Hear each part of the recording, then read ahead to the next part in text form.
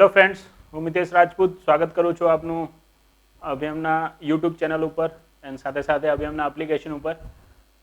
મિત્રો, જેમ આપણી વાત થઈ હતી જીવનમાં કે આપણે જે ટેસ્ટ સિરીઝ છે રાઈટ, એ ટેસ્ટ સિરીઝમાં એન્વાયરમેન્ટનું સોલ્યુશન છે. એ એન્વાયરમેન્ટના સોલ્યુશનને પ્રોવાઈડ કરીશું વિડીયો લેક્ચર થ્રુ. તો ફર્સ્ટ ટેસ્ટ આપણી કમ્પ્લીટ થઈ ચૂકી છે અને એમાં જે એન્વાયરમેન્ટના ક્વેશ્ચન્સ છે એ એન્વાયરમેન્ટના ક્વેશ્ચનને આપણે શું કરીએ આજે સોલ્યુશન જોઈ લઈએ. સોલ્યુશનમાં જે રાઈટ આન્સર છે તો હું તમને બતાવીશ જ. રાઈટ આન્સર બતાવવાની સાથે સાથે એના રિલેટેડ જે માહિતી છે ને જે એક્ઝામમાં ઇમ્પોર્ટન્ટ છે એને લઈને બી આપણે થોડી ચર્ચા કરીશું. ખાસ કરીને આપ આ ક્વેશ્ચનનો રાઈટ આન્સર શું છે એના ઉપર ફોકસ કરવા કરતાં આપ ટ્રાય કરજો કે જે બી વસ્તુ આપણે કહી રહ્યા છે ને અને જેટલા બી ક્વેશ્ચન આપણે આ ટેસ્ટ સિરીઝમાં પૂછ્યા છે ક્વેશ્ચનથી જે બી આપણે નવું શીખવાનું મળ્યું છે એને આપ શીખતા જજો. આપ માર્ક્સની ટેન્શન ના લેતા, એક લર્નિંગ કર્વ તરીકે આને લેજો કે ઘણી બધી વસ્તુ તો આપણે લેક્ચરથી કવર કરી લીધી છે, અમુક બી નાના નાના ફેક્ટ છે જે અત્યારે બીજી બાકી છે. તો એવા નાના નાના ફેક્ટ શું થઈ જશે આપણા લેક્ચર સિરીઝથી કવર થઈ જશે. મીન્સ આ જે સોલ્યુશનની લેક્ચર સિરીઝ છે એ સોલ્યુશનની લેક્ચર સિરીઝથી કવર થઈ જશે. ઓકે, તો ચલો સ્ટાર્ટ કરીએ આપણું સોલ્યુશન. તો સ્ટાર્ટ કરીએ તો સૌથી પહેલાં આપણો જે ક્વેશ્ચન છે આપણે દેખાઈ રહ્યો છે કાર્ટેજનાથી છે. કાર્ટેજના જૈવ સુરક્ષા પ્રોટોકોલના સંદર્ભમાં નીચેના વિધાનો ચકાસો. તો તે જૈવ વિવિધતા કન્વેન્શનની એક સહાયક સમજૂતી છે. તો યસ, પહેલો તો સાચો જ છે. લાઈક આપણે લેક્ચરમાં વાત કરી હતી ને, કન્વેન્શન ઓન બાયોડાયવર્સિટી જેને CBD કહેવાય છે. આપને ખબર હોય તો રિયો ડી જેનેરો સમિટ જે 1992 થઈ હતી એનાથી મેં તમને કીધું હતું કે ભાઈ 3 કન્વેન્શનનો જન્મ થયો હતો. એક તો UNFCCC હે ને, United nation framework convention on climate change, પછી કન્વેન્શન ઓન બાયોડાયવર્સિટી, અને ત્રીજી આપણે વાત કરી તો UNCCD હે ને, United nation convention on combat ડેઝર્ટિફિકેશન. હવે આ કન્વેન્શન્સમાં આગળ જઈને શું થાય છે, પ્રોટોકોલ્સનું નિર્માણ થાય છે. જેમ કે મેં તમને બતાવ્યો હતો ડિટેલમાં કે પ્રોટોકોલમાં, કન્વેન્શનમાં રાઈટ, એની સાથે સાથે જે કોન્ફરન્સ છે કોન્ફરન્સમાં શું ડિફરન્સ હોય છે. તો એ બધું તો અહીંયા કહેવાની જરૂર નથી, પણ હા આટલું તો આપણે આનું સોલ્યુશન જોવા માટે જોવું પડશે કે ભાઈ જે કન્વેન્શન ઓન બાયોડાયવર્સિટી છે, કન્વેન્શન ઓન બાયોડાયવર્સિટીથી બે પ્રોટોકોલ બન્યા આગળ. એક તો કાર્ટેજના પ્રોટોકોલ 2000માં, બીજો નાગોયા પ્રોટોકોલ 2010માં. તો કાર્ટેજના પ્રોટોકોલ છે એ CBDનો શું છે, એક સહાયક સમજૂતી તો છે જ હે ને, એનો જ પ્રોટોકોલ છે. પછી લખ્યું છે તે આનુવંશિક સંસાધનોની પહોંચ અને જૈવિક વિવિધતાના સંમેલનના ઉપયોગથી ઉત્પન્ન થતા લાભોને યોગ અને ન્યાયસંગત વહેંચણી સંબંધિત છે. તો નહીં, આ ખોટું છે. બેઝિકલી આ લોકો વાત કરી રહ્યા છે બાયોપાયરેસીને રોકવા માટે છે. જેમ કે બાયોપાયરેસીને રોકવા માટે આપણે તમને પહેલાં કીધું હતું કે નાગોયા પ્રોટોકોલ છે. કોઈ એક દેશની જૈવ વિવિધતાનો ઉપયોગ શું કરે છે, કોઈ બીજો દેશ કરે છે અને એનાથી એને આર્થિક લાભ થાય છે, તો એને બીજા દેશને શું કરવું પડશે, આર્થિક વળતર આપવું પડશે. Right, that is known as biopiracy concept. કોઈ બી દેશની જૈવ વિવિધતા આપ ચોરી ના કરો.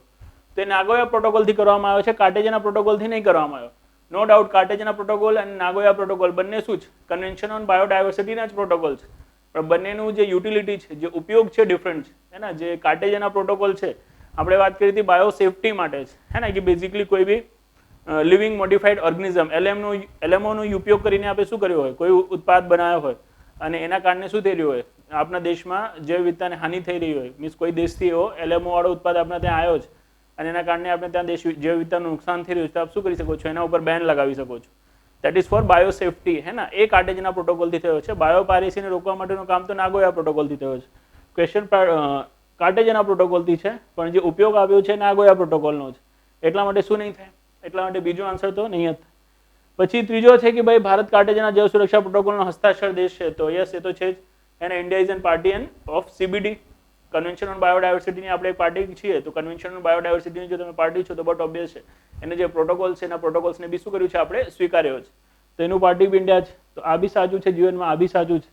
તો આન્સર આવશે માત્ર 1 અને 3 સાચું છે, બીજો ખોટું છે. અહીંયા હે ને, બાયોપાયરેસીની જગ્યાએ બાયો સેફટી વાળો જો વિધાન એમને આપ્યું હોત ને તો આ બીજો બી સાચો થઈ જાય. આ નાગોયા પ્રોટોકોલ માટેનું વિધાન છે, એટલા માટે જીવનમાં શું છે, ખોટો છે. ડન. તો પહેલું થઈ ગયું જીવનમાં.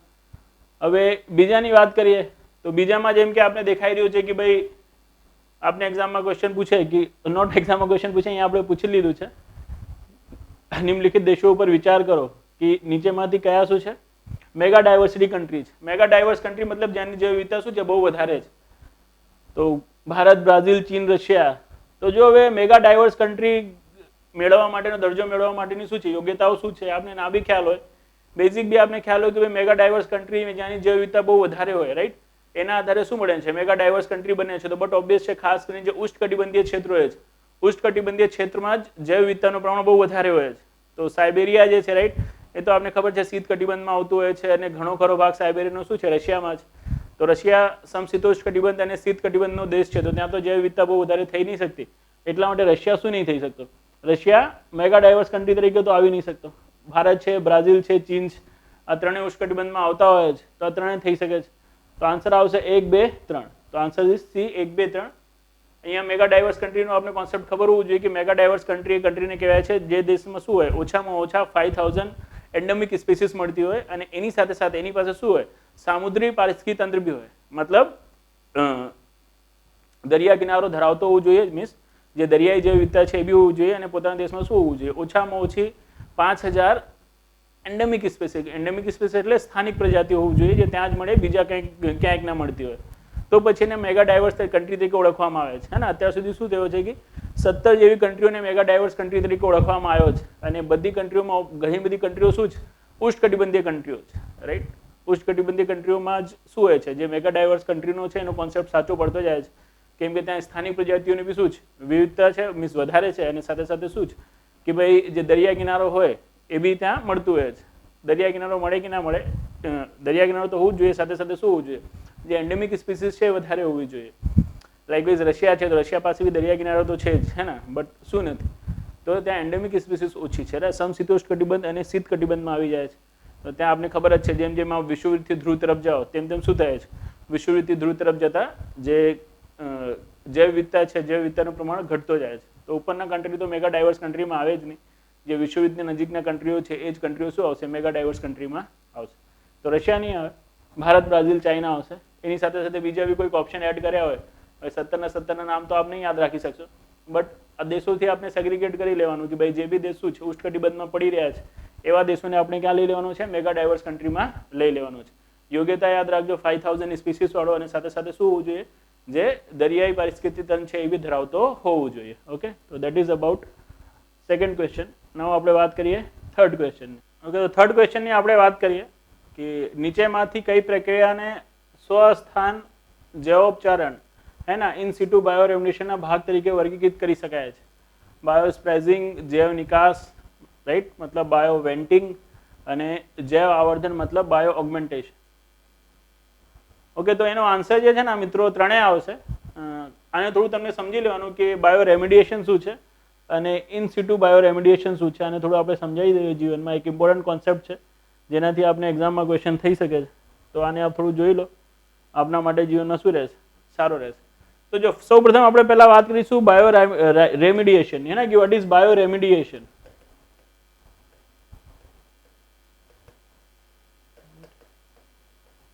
તો બાયો રેમિડિએશન નો મતલબ હોય છે કે ભાઈ માઇક્રો ઓર્ગેનિઝમના ઉપયોગથી, રાઈટ, માઇક્રો ઓર્ગેનિઝમના ઉપયોગથી કોઈ બી વસ્તુને શું કરવાનું, કન્વર્ટ કરવાનું, હે ને, ઉપયોગી વસ્તુમાં. ખાસ કરીને આમાં જે બાયોડિગ્રેડેબલ શું હોય છે, પ્રોડક્ટ્સ હોય છે, એને કન્વર્ટ કરી દેવામાં આવે છે નોન ટોક્સિક પ્રોડક્ટ્સમાં, હે ને, જેનાથી શું ના થાય, પ્રદૂષણ ના થાય, એને બાયો રેમિડિએશન કહેવાય છે. હે ને, જેવો ઉપચાર કરવું, મતલબ કોઈ બી બાયોડિગ્રેડેબલ પ્રોડક્ટ હોય એને માઇક્રો ઓર્ગેનિઝમના ઉપયોગથી શું કરી દેવાનું, ડિગ્રેડ કરી દેવાનું.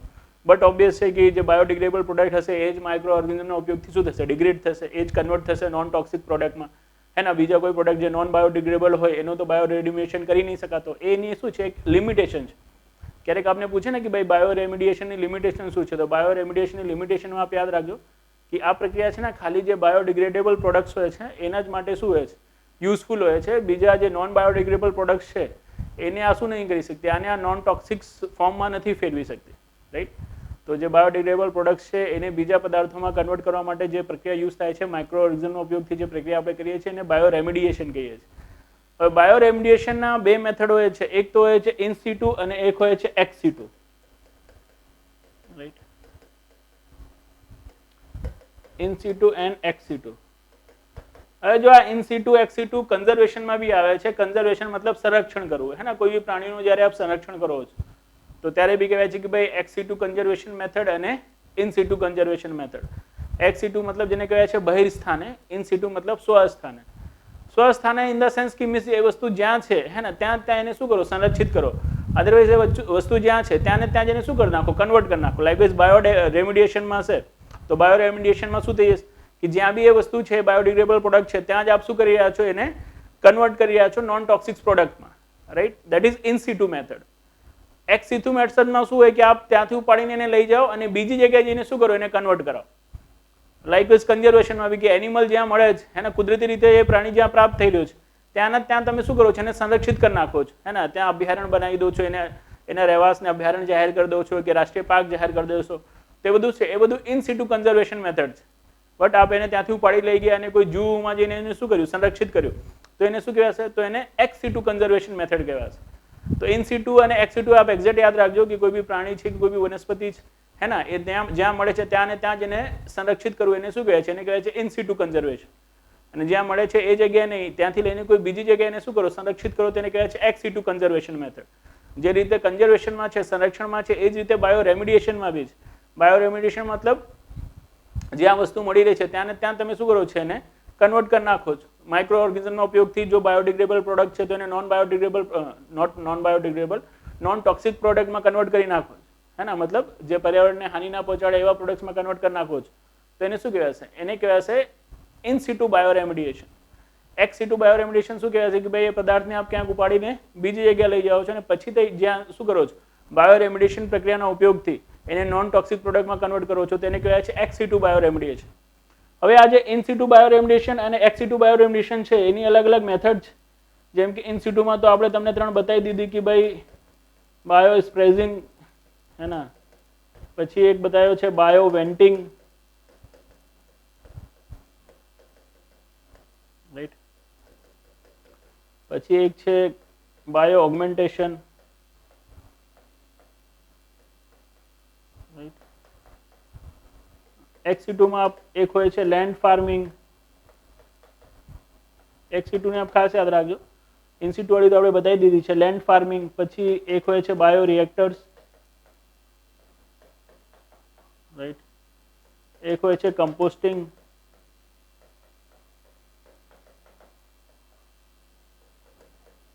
એક હોય છે biopiles. Land farming, bio reactors, કમ્પોસ્ટિંગ, બાયોપાઇલ્સ, આ બધી એક્સ સિટુ છે. Bio sparging, bio venting, bio augmentation, આ બધી શું છે, આ બધી ઇન સિટુ છે. આ જે ઇન સિટુ મેથડ તમને આપી છે ને આ લોકોએ, આમ બાયો સ્પ્રેઝિંગ સાથે સાથે બાયો વેન્ટિંગ અને સાથે સાથે બાયો ઓગમેન્ટેશન, આ ત્રણે છે ને, આ જે સોઇલ છે, સોઇલ એટલે જમીન, જમીનના ઉપચાર માટેની શું છે, બાયો રેમિડિએશન પદ્ધતિ છે. જમીનમાં સૂક્ષ્મજીવોની માત્રા વધારવા માટે, સૂક્ષ્મજીવોની ક્રિયાવિધિ વધારવા માટેની શું છે, આ બધી પદ્ધતિઓ છે.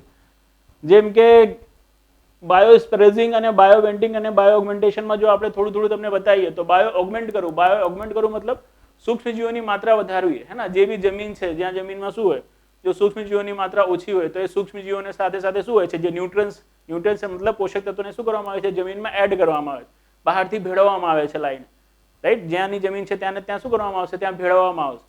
તો એને શું કહેવાય છે, એને કહેવાય છે બાયો ઓગમેન્ટેશન. બાયો સ્પ્રેઝિંગ અને બાયો વેન્ટિંગમાં શું ડિફરન્સ છે, તો જો બાયો વેન્ટિંગમાં આ લોકો શું કરે છે કે જે જમીન છે, જમીનમાં જે એર છે અને ન્યુટ્રિયન્ટ છે, હે ને, એની માત્રા વધારે છે. જેમ કે જમીનમાં ખાડો ખોદીને શું કરે છે આ લોકો, એર, રાઈટ, એર પંપ કરે છે. એર પંપ કરે છે મતલબ હવા અંદર પૂરે છે, હવા અંદર નાખે છે, જેનાથી શું થાય, હવાની સાથે સાથે પાણી છે એ બી નાખે છે, તો અંદરના જે માઇક્રો ઓર્ગેનિઝમ છે એ માઇક્રો ઓર્ગેનિઝમને જે હવા છે પૂરતી મળી રહે, ઓક્સિજન પૂરતું મળતો રહે, તો એરોબિક ઓક્સિડેશન શું થાય છે, વધે છે. મતલબ જે માઇક્રો ઓર્ગેનિઝમ છે, માઇક્રો ઓર્ગેનિઝમ શું થાય છે, સક્રિય થાય છે. તો એના કારણે બી જે બાયો રેમિડિએશન પ્રોસેસ છે એને શું મળે છે, એને વધારો મળે છે. એને સાથે સાથે બાયો સ્પ્રેઝિંગમાં ખાસ કરીને આ લોકો જે વોટર ટેબલ હોય છે, ગ્રાઉન્ડ વોટર ટેબલ, મતલબ જમીનમાં જે અંદર પાણી છે, હે ને, એ પાણીની અંદર જે ઓક્સિજન છે, ઓક્સિજનને પહોંચાડે છે, જેનાથી બી શું થાય છે, જે માઇક્રો ઓર્ગેનિઝમ છે, માઇક્રો ઓર્ગેનિઝમની એક્ટિવિટીઝને વધારવામાં મદદ મળે છે. ખાસ કરીને ઓક્સિડેશન પ્રક્રિયામાં વધારવા માટે બી શું કરવામાં આવે છે, સેમ ટુ સેમ થિંગ, કે ઇન્જેક્ટ કરવામાં આવે છે એરને, વોટરની નીચે શું કરવામાં આવે છે, એરને ઇન્જેક્ટ કરવામાં આવે છે. બાયો વેન્ટિંગમાં એવું નથી હોતું કે વોટરની નીચે એરને ઇન્જેક્ટ કરવામાં આવે છે. બાયો વેન્ટિંગમાં તો સીધું જે હોલ હોય છે ને, હોલ્સ પાડીને શું કરવામાં આવે છે, જે એર છે એરને ઇન્જેક્ટ કરવામાં આવે છે, રાઈટ. તો that is bio venting, bio sparging, bio augmentation. આ બધી પ્રક્રિયાથી કોઈ બી જમીન જ્યાં સૂક્ષ્મજીવોની માત્રા ઘટી ગઈ છે, એના સૂક્ષ્મજીવો શું કરે છે, સૂક્ષ્મજીવો ઘણા બધા કોમ્પ્લેક્સ એવા પદાર્થો હોય છે જેનો શું નથી કરી શકતું, પાણીમાં વિલય નહીં થઈ શકતી, હે ને. ઘણા બધા શું હોય છે, એવા પોષક પદાર્થો હોય છે જે પાણીમાં વિલય નહીં થઈ શકતા, તો એને શું કરે છે, એને પાણીમાં સોલ્યુબલ કરવા માટે શું હોય છે, સૂક્ષ્મજીવો જરૂરી હોય છે, એને કન્વર્ટ કરી નાખે છે, રાઈટ. માઇક્રો ઓર્ગેનિઝમને ખાઈ જાય છે અને ડિગ્રેડ કરીને એને શું બનાવે છે, જે પ્રોડક્ટ બનાવે છે પાણીમાં સોલ્યુબલ થઈ જાય છે અને પછી પાણી દ્વારા શું થઈ જાય છે, જે છોડ છે કે જે એના ઉપર પાક ઉગે છે પાકને મળી જાય છે. એના માટે શું છે, એના માટે માઇક્રો ઓર્ગેનિઝમ જરૂરી છે અને એ જ માઇક્રો ઓર્ગેનિઝમની એક્ટિવિટી વધે એના માટે જે આપણે શું કરી રહ્યા છે, માઇક્રો ઓર્ગેનિઝમની એક્ટિવિટી વધારવા માટે આ બધી જે પ્રોસેસ કરી રહ્યા છે એ પ્રોસેસને આપણે કરી રહ્યા છે ઇન સિટુ બાયોરેમિડિએશન. ઇન સિટુ બાયોરેમિડિએશન મતલબ કેમ કે જમીન જ્યાંની જ્યાં છે ત્યાંનું ત્યાં જ આપણે શું કરી રહ્યા છે, એનું ટ્રીટમેન્ટ કરી રહ્યા છે ને.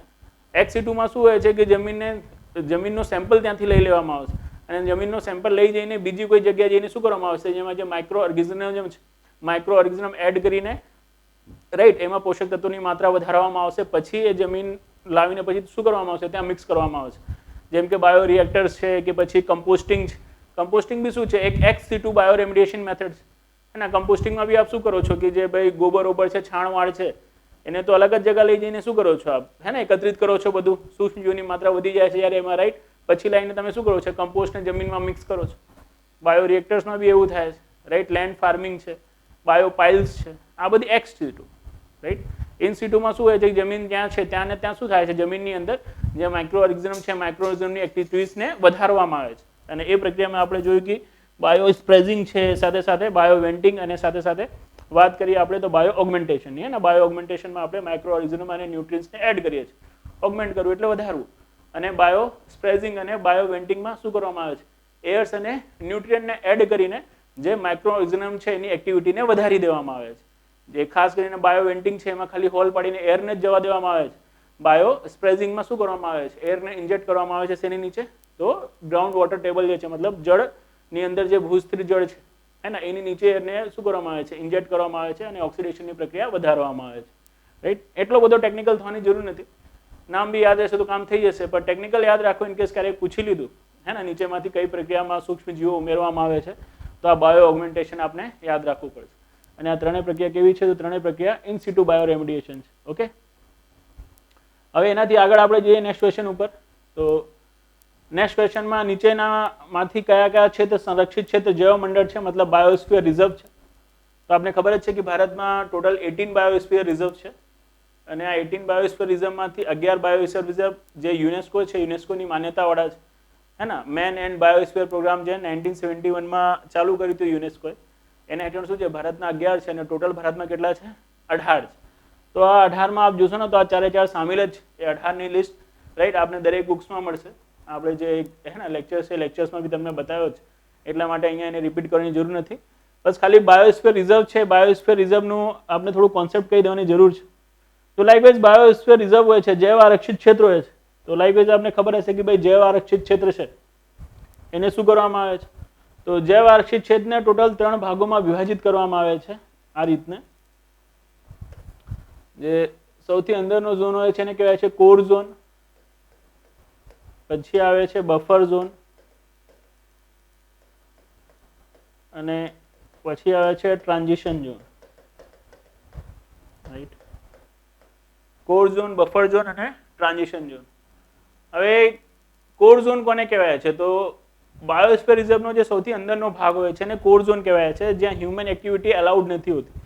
ઇન કેસ આપણે ક્વેશ્ચન પૂછીએ કે ભાઈ બાયોસ્ફિયર રિઝર્વના કયા ક્ષેત્રમાં માનવ ગતિવિધિઓ કે વ્યવસાયિક ગતિવિધિઓની શું છે પ્રતિબંધ છે, that is the core zone.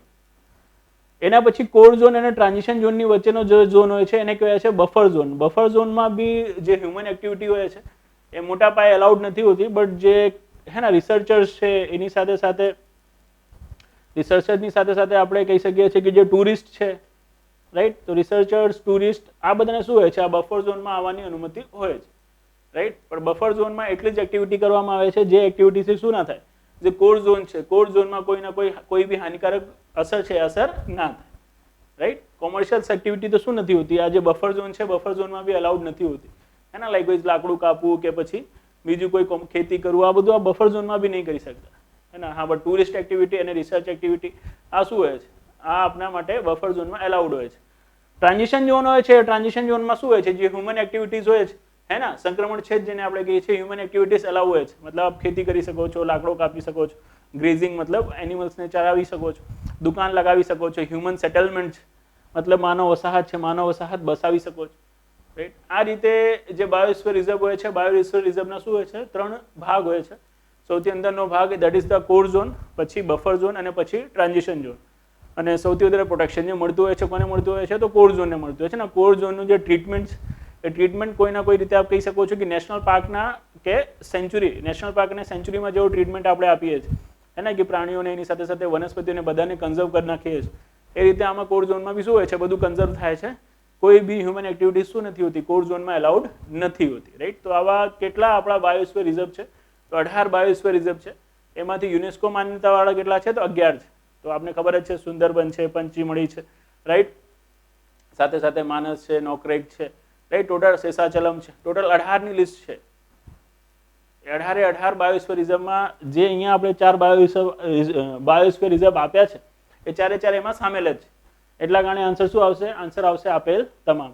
એને 18ની લિસ્ટ છે, એક વખત આપ જોઈ લેજો. આપની પાસે જે બુક હશે એમાં બી હશે, લેક્ચરમાં બી આપણે કીધું જ, એટલા માટે એવું કોઈ ઇશ્યુ છે નહીં.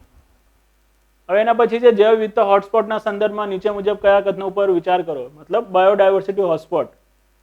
ઓકે, તો બાયોડાયવર્સિટી હોટસ્પોટ તરીકેની યોગ્યતા પામવા કોઈ પ્રદેશમાં 15,000 સ્થાનીય પ્રજાતિ હોવી જોઈએ. તો આ પહેલો સેન્ટેન્સ આપ જાણશો કે જીવનમાં ખોટું છે. 15,000 નથી, 1500 સ્થાનીય પ્રજાતિ હોવી જોઈએ. પશ્ચિમી ઘાટ એક જૈવિક હોટસ્પોટ અંતર્ગત આવે છે અને નોર્મન મેયર્સે જૈવ વિવિધતા હોટસ્પોટની અવધારણા આપી હતી. તો આ બંને સેન્ટેન્સ સાચા છે. તો પહેલો ખોટો, બીજો ત્રીજો સાચો, તો આન્સર આવશે બી. હવે જો બેઝિકલી આના વિશે બી થોડું સાંભળી લો. એમ તો આપણે બતાવ્યો છે લેક્ચરમાં, તો બી એક વખત સાંભળી લો કે બાયોડાયવર્સિટી હોટસ્પોટ કોને કહેવાય છે. તો મેં તમને પહેલા જ કીધું હતું કે હોટસ્પોટ એ સ્થળને કહેવાય છે જે સ્થળની શું હોય? જૈવ વિવિધતા બહુ વધારે હોય. હવે ક્વેશ્ચન આવે છે કે ભાઈ જૈવ વિવિધતા બહુ વધારે હોય તો કેટલી હોય? તો જૈવ વિવિધતામાં એટલીસ્ટ એટલી જૈવ વિવિધતા હોવું જોઈએ કે ભાઈ એ સ્થળ ઉપર ઓછામાં ઓછી 1500 સ્થાનિક પ્રજાતિઓ હોવું જોઈએ ના. જેમ કે મેગા ડાયવર્સ કન્ટ્રીમાં આપણે કીધું કે 5000 સ્થાનિક પ્રજાતિઓ હોવું જોઈએ. તો બાયોડાયવર્સિટી હોટસ્પોટ ઉપર કોઈ સ્થળ ઉપર કેટલી સ્થાનિક પ્રજાતિઓ હોવું જોઈએ? 1500. મતલબ એવી પ્રજાતિઓ જે 1500 પ્રજાતિઓ એટલીસ્ટ ત્યાં જ મળે, બીજા કોઈ બી જગ્યાએ ના મળે. એને શું કહેવાય? એની સ્થાનિક પ્રજાતિ કહેવાય. તો 1500 સ્થાનિક પ્રજાતિ હોય. એની સાથે સાથે શું હોય? એની સાથે સાથે છેલ્લા 10 વર્ષમાં ત્યાંની 70% જેટલી શું થઈ ગયું હોય? જે જૈવ વિવિધતા છે, જૈવ વિવિધતાનો હાસ થયો હોય. તો પછી આપ શું કરો? એને કન્ઝર્વ કરો, અને કન્ઝર્વ કરીને શું કરો? ત્યાંની જૈવ વિવિધતાનું રક્ષણ કરો. એના માટે એને શું કરવામાં આવે છે? હોટસ્પોટ તરીકે ડિક્લેર કરવામાં આવે છે હે ને. જેમ કે આપણે ખબર જ હોય કે વિશ્વમાં સૌથી વધારે જૈવ વિવિધતા તો ક્યાંની છે? વિષુવવૃત્તની છે. વિશ્વવૃત્તીય વર્ષાવનના જંગલો. પણ વિશ્વવૃત્તીય વર્ષાવનના જંગલો જે બાયોડાયવર્સિટી હોટસ્પોટ છે એમાં સામેલ છે? તો આન્સર આવશે નહીં, એમાં સામેલ નથી. કેમ એમાં સામેલ નથી? તો એટલા માટે સામેલ નથી કે ત્યાં શું નહીં થયું? ત્યાં જૈવ વિવિધતાનો નાશ નહીં થયો એના. છેલ્લા 10 વર્ષમાં શું હોવું જોઈએ? 70% જેટલી બાયોડાયવર્સિટી છે ડિગ્રેડ થવી જોઈએ. તો જ પછી આપણે શું કરવું પડે? એનું સંરક્ષણ કરવું પડે ને. કોઈ હ્યુમન ઇન્ટરફેરન્સ હોય જ નહીં, જૈવ વિવિધતા ઉપર કોઈ ખતરો આવી જ નહીં રહ્યો હોય, તો પછી તો એને સંરક્ષણ કરવાનું શું નથી? કોઈ મિનિંગ જ નથી. તો આ ખાસ યાદ રાખજો. ભલે વિશ્વવૃત્તીય વર્ષાવનના જંગલોની શું છે? જૈવ વિવિધતા સૌથી વધારે છે, પણ એ બાયોડાયવર્સિટી હોટસ્પોટમાં સામેલ નથી કરવામાં આવ્યો. હા, બટ નો ડાઉટ કે વિશ્વવૃત્તીય વર્ષાવનના જંગલો હેઠળના જે બી શું છે દેશો છે, એ બધા દેશો શેમાં છે? મેગા ડાયવર્સ કન્ટ્રીમાં તો છે જ. કેમ કે મેગા ડાયવર્સ કન્ટ્રીની અંદર આ શું નથી? આ વિનાશવાળો કોન્સેપ્ટ નથી. બાયોડાયવર્સિટી હોટસ્પોટમાં શું આવી જાય છે? આ વિનાશવાળો કોન્સેપ્ટ આવી જાય છે ને, એના કારણે શું નથી? વિશ્વવૃત્તીય વર્ષાવનના જંગલો એમાં સામેલ નથી. તો ઓછામાં ઓછા શું હોય? 1500 સ્થાનિક પ્રજાતિઓ હોય અને છેલ્લા 10 વર્ષમાં શું થઈ ગયું? 70% જેટલી જૈવ વિવિધતાનો હાસ થયો હોય, તો પછી એને શું કરવામાં આવે છે? બાયોડાયવર્સિટી હોટસ્પોટ તરીકે ડિક્લેર કરવામાં આવે છે. અને ઓલમોસ્ટ વિશ્વમાં શું છે? 36 બાયોડાયવર્સિટી હોટસ્પોટ છે. એમાં ભારતમાં કેટલા છે? તો ભારતમાં 4 છે. અને ભારતમાં 4 બાયોડાયવર્સિટી હોટસ્પોટ કયા કયા છે? તો ભારત લાઇકવાઇઝ એક સિમ્પલ ભારત આપણે અહીંયા બતાવીએ.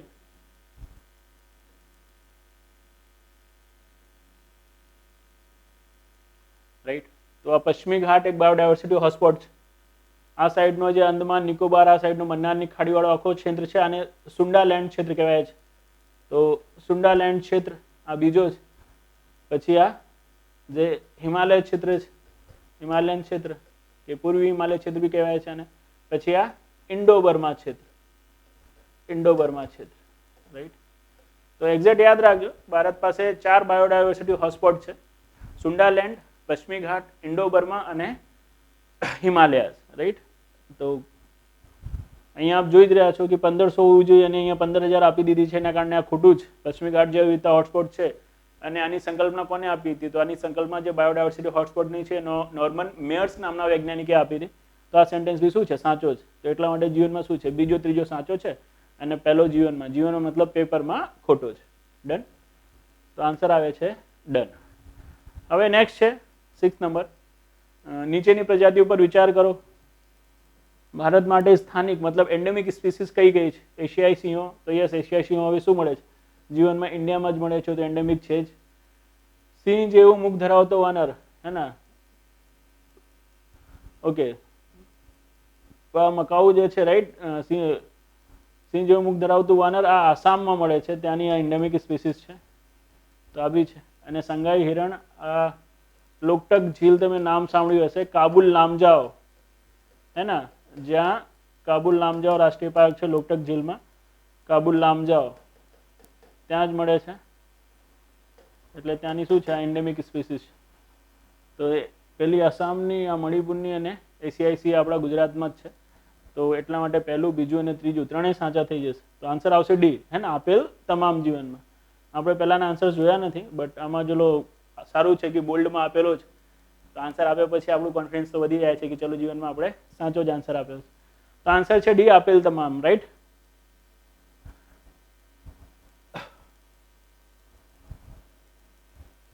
અહીંયાથી બાર બાર આપણે આવું કરવું પડે છે.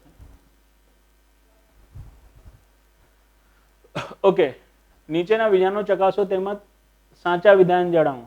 મીન્સ કયા કયા વિધાનો સાચા છે બતાવવાનું છે આપણે. ઇલેક્ટ્રોસ્ટેટિક પાર્ટિસિપેટ ત્રાવ વિદ્યુત સંયંત્રથી ઉત્સર્જિત થતા મોટા ભાગના પાર્ટિક્યુલેટ મેટરને સાફ કરી શકે છે. તો યસ, પહેલો સાચો છે. આપણે ફ્લાય એશ પ્રદૂષણમાં તમને ઘણી બધી બતાવી છે ફ્લાય એશ, અને ફ્લાય એશમાં આપણે તમને શું બતાવ્યો છે? ઇલેક્ટ્રોસ્ટેટિક પાર્ટિસિપેટ મતલબ જે ઇલેક્ટ્રોડ્સ હોય છે જેના ઉપર આવીને શું થઈ જાય છે? બધા કણો ચોંટી જાય છે, કેમ કે શું છે? ચાર્જ પાર્ટિકલ છે, અને આ શું કરે છે? એમને આકર્ષિત કરે છે. આખું કોન્સેપ્ટ બતાવ્યો છે. તો એનાથી બટ ઓબ્વિયસ છે પાર્ટિક્યુલેટ મેટર શું થઈ જશે? સાફ થઈ જશે. બટ ઓબ્વિયસ છે, પહેલો સાચો છે. બીજું છે સ્કર્બર સલ્ફર ડાયોક્સાઇડ જેવા ગેસોને સાફ કરી શકે છે. તો યસ, સ્કર્બર જે હોય છે, રાઈટ, એ સલ્ફર ડાયોક્સાઇડ જેવી ગેસો છે એને શું કરે છે? એબ્ઝોર્બ કરે છે. તો આ બીજો બી સાચો છે. ત્રીજો છે ઉત્પ્રેરક પરિવર્તક. આ શું છે? ઉત્પ્રેરક પરિવર્તક. ઉત્પ્રેરક પરિવર્તક આ શું હોય છે જીવનમાં? અચ્છા, કેટાલાઇટિક કન્વર્ટર, હે ને? ઇંગ્લિશમાં એને કહેવાય છે જીવનમાં કેટાલાઇટિક કન્વર્ટર. આવું જોરદાર ગુજરાતી છે ને.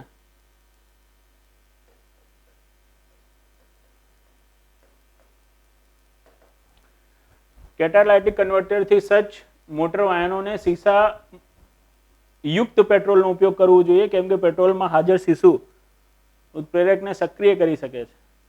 અચ્છા, તો આ જે સેન્ટેન્સ છે ને આ મિત્રો ખોટું છે. આ સીસા યુક્ત ના હોવું જોઈએ, સીસા મુક્ત હોવું જોઈએ. સીસા મુક્ત મતલબ અનલેડેડ, હે ને? અત્યારે તમે જોયું જ હશે, જ્યારે તમે લેવા જાઓ પેટ્રોલ તો એના ઉપર લખેલું હોય છે અનલીડેડ પેટ્રોલ, અને અનલીડેડ પેટ્રોલ જે છે, રાઈટ, એ શું કરે છે? જે કેટાલાઇટિક કન્વર્ટર છે એ કેટાલાઇટિક કન્વર્ટરને સક્રિય કરે છે.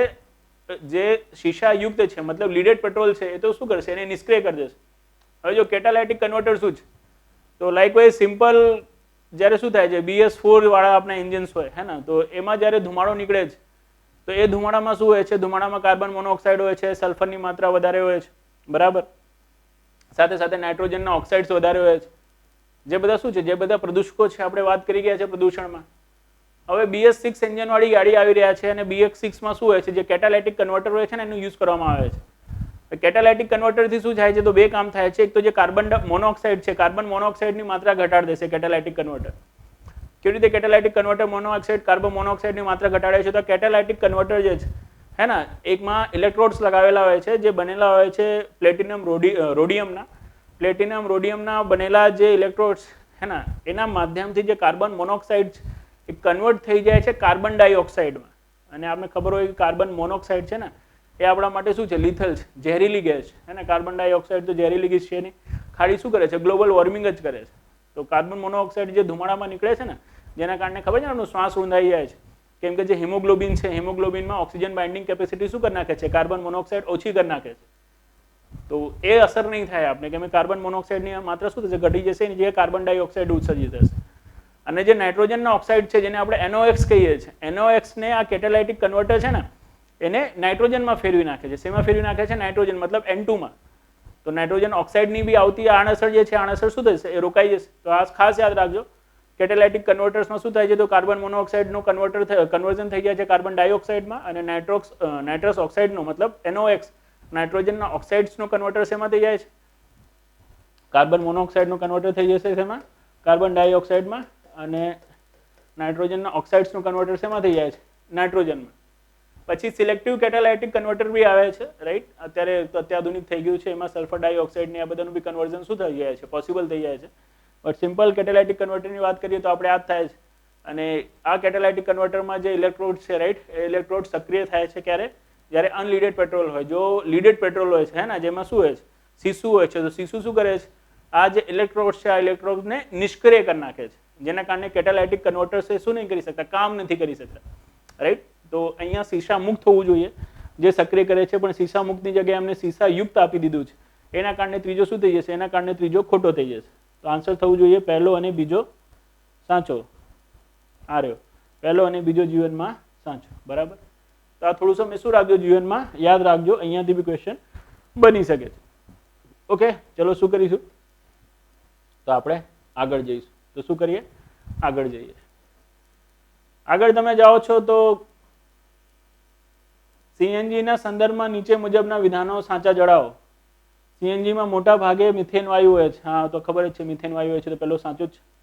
ગેસોલિન, ગેસોલિન મતલબ પેટ્રોલ, હે ને. ગેસોલિન કરતા સીએનજી ની ઉચ્ચ ઓક્ટેન રેટિંગના લીધે સીએનજી એન્જિન ઓછો અવાજ કરે છે. ઓછો અવાજ કરે છે મતલબ જે નોકિંગ છે, નોકિંગ આમાં ઓછી થાય છે ઓક્ટેન રેટિંગના લીધે. સીએનજી નું કમ્પ્રેસિબિલિટી વધારે આવશે પેટ્રોલ કરતા, અને કમ્પ્રેસિબિલિટી વધારે હશે તો ઓક્ટેન રેટિંગ વધશે જ, અને ઓક્ટેન રેટિંગ વધારે હોય તો નોકિંગ શું થાય છે, ઓછું જ થાય છે. તો આ બી સાચો જ છે, તો આન્સર આવશે સી. હવે જો અહીંયા સીએનજીમાં મોટા ભાગે મિથેન વાયુ હોય છે, એને તો સમજાવવાની જરૂર નથી, તો આપ જાણો છો. અહીંયા આપણે ઓક્ટેન રેટિંગને લઈને થોડી તમને શું કરવાની વાત કરવાની છે, હે ને. બે વસ્તુ આપ યાદ રાખજો. કેટલી વસ્તુઓ યાદ રાખજો, બે વસ્તુ. અને એ વસ્તુ, બે વસ્તુ કઈ કઈ છે, તો જેમાં આપણે જાણો છો આપણી સ્ટાઇલ મુજબ બે વસ્તુ છે, પહેલી વસ્તુ અને બીજી વસ્તુ. જે પહેલી વસ્તુ છે એ છે જીવનમાં ઓક્ટેન નંબર,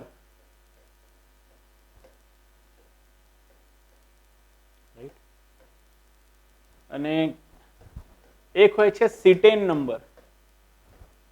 બંને આપ યાદ રાખજો, એક્ઝામમાં ક્યારેક બી પૂછાઈ શકે છે, ઓક્ટેન નંબર અને સીટેન નંબર.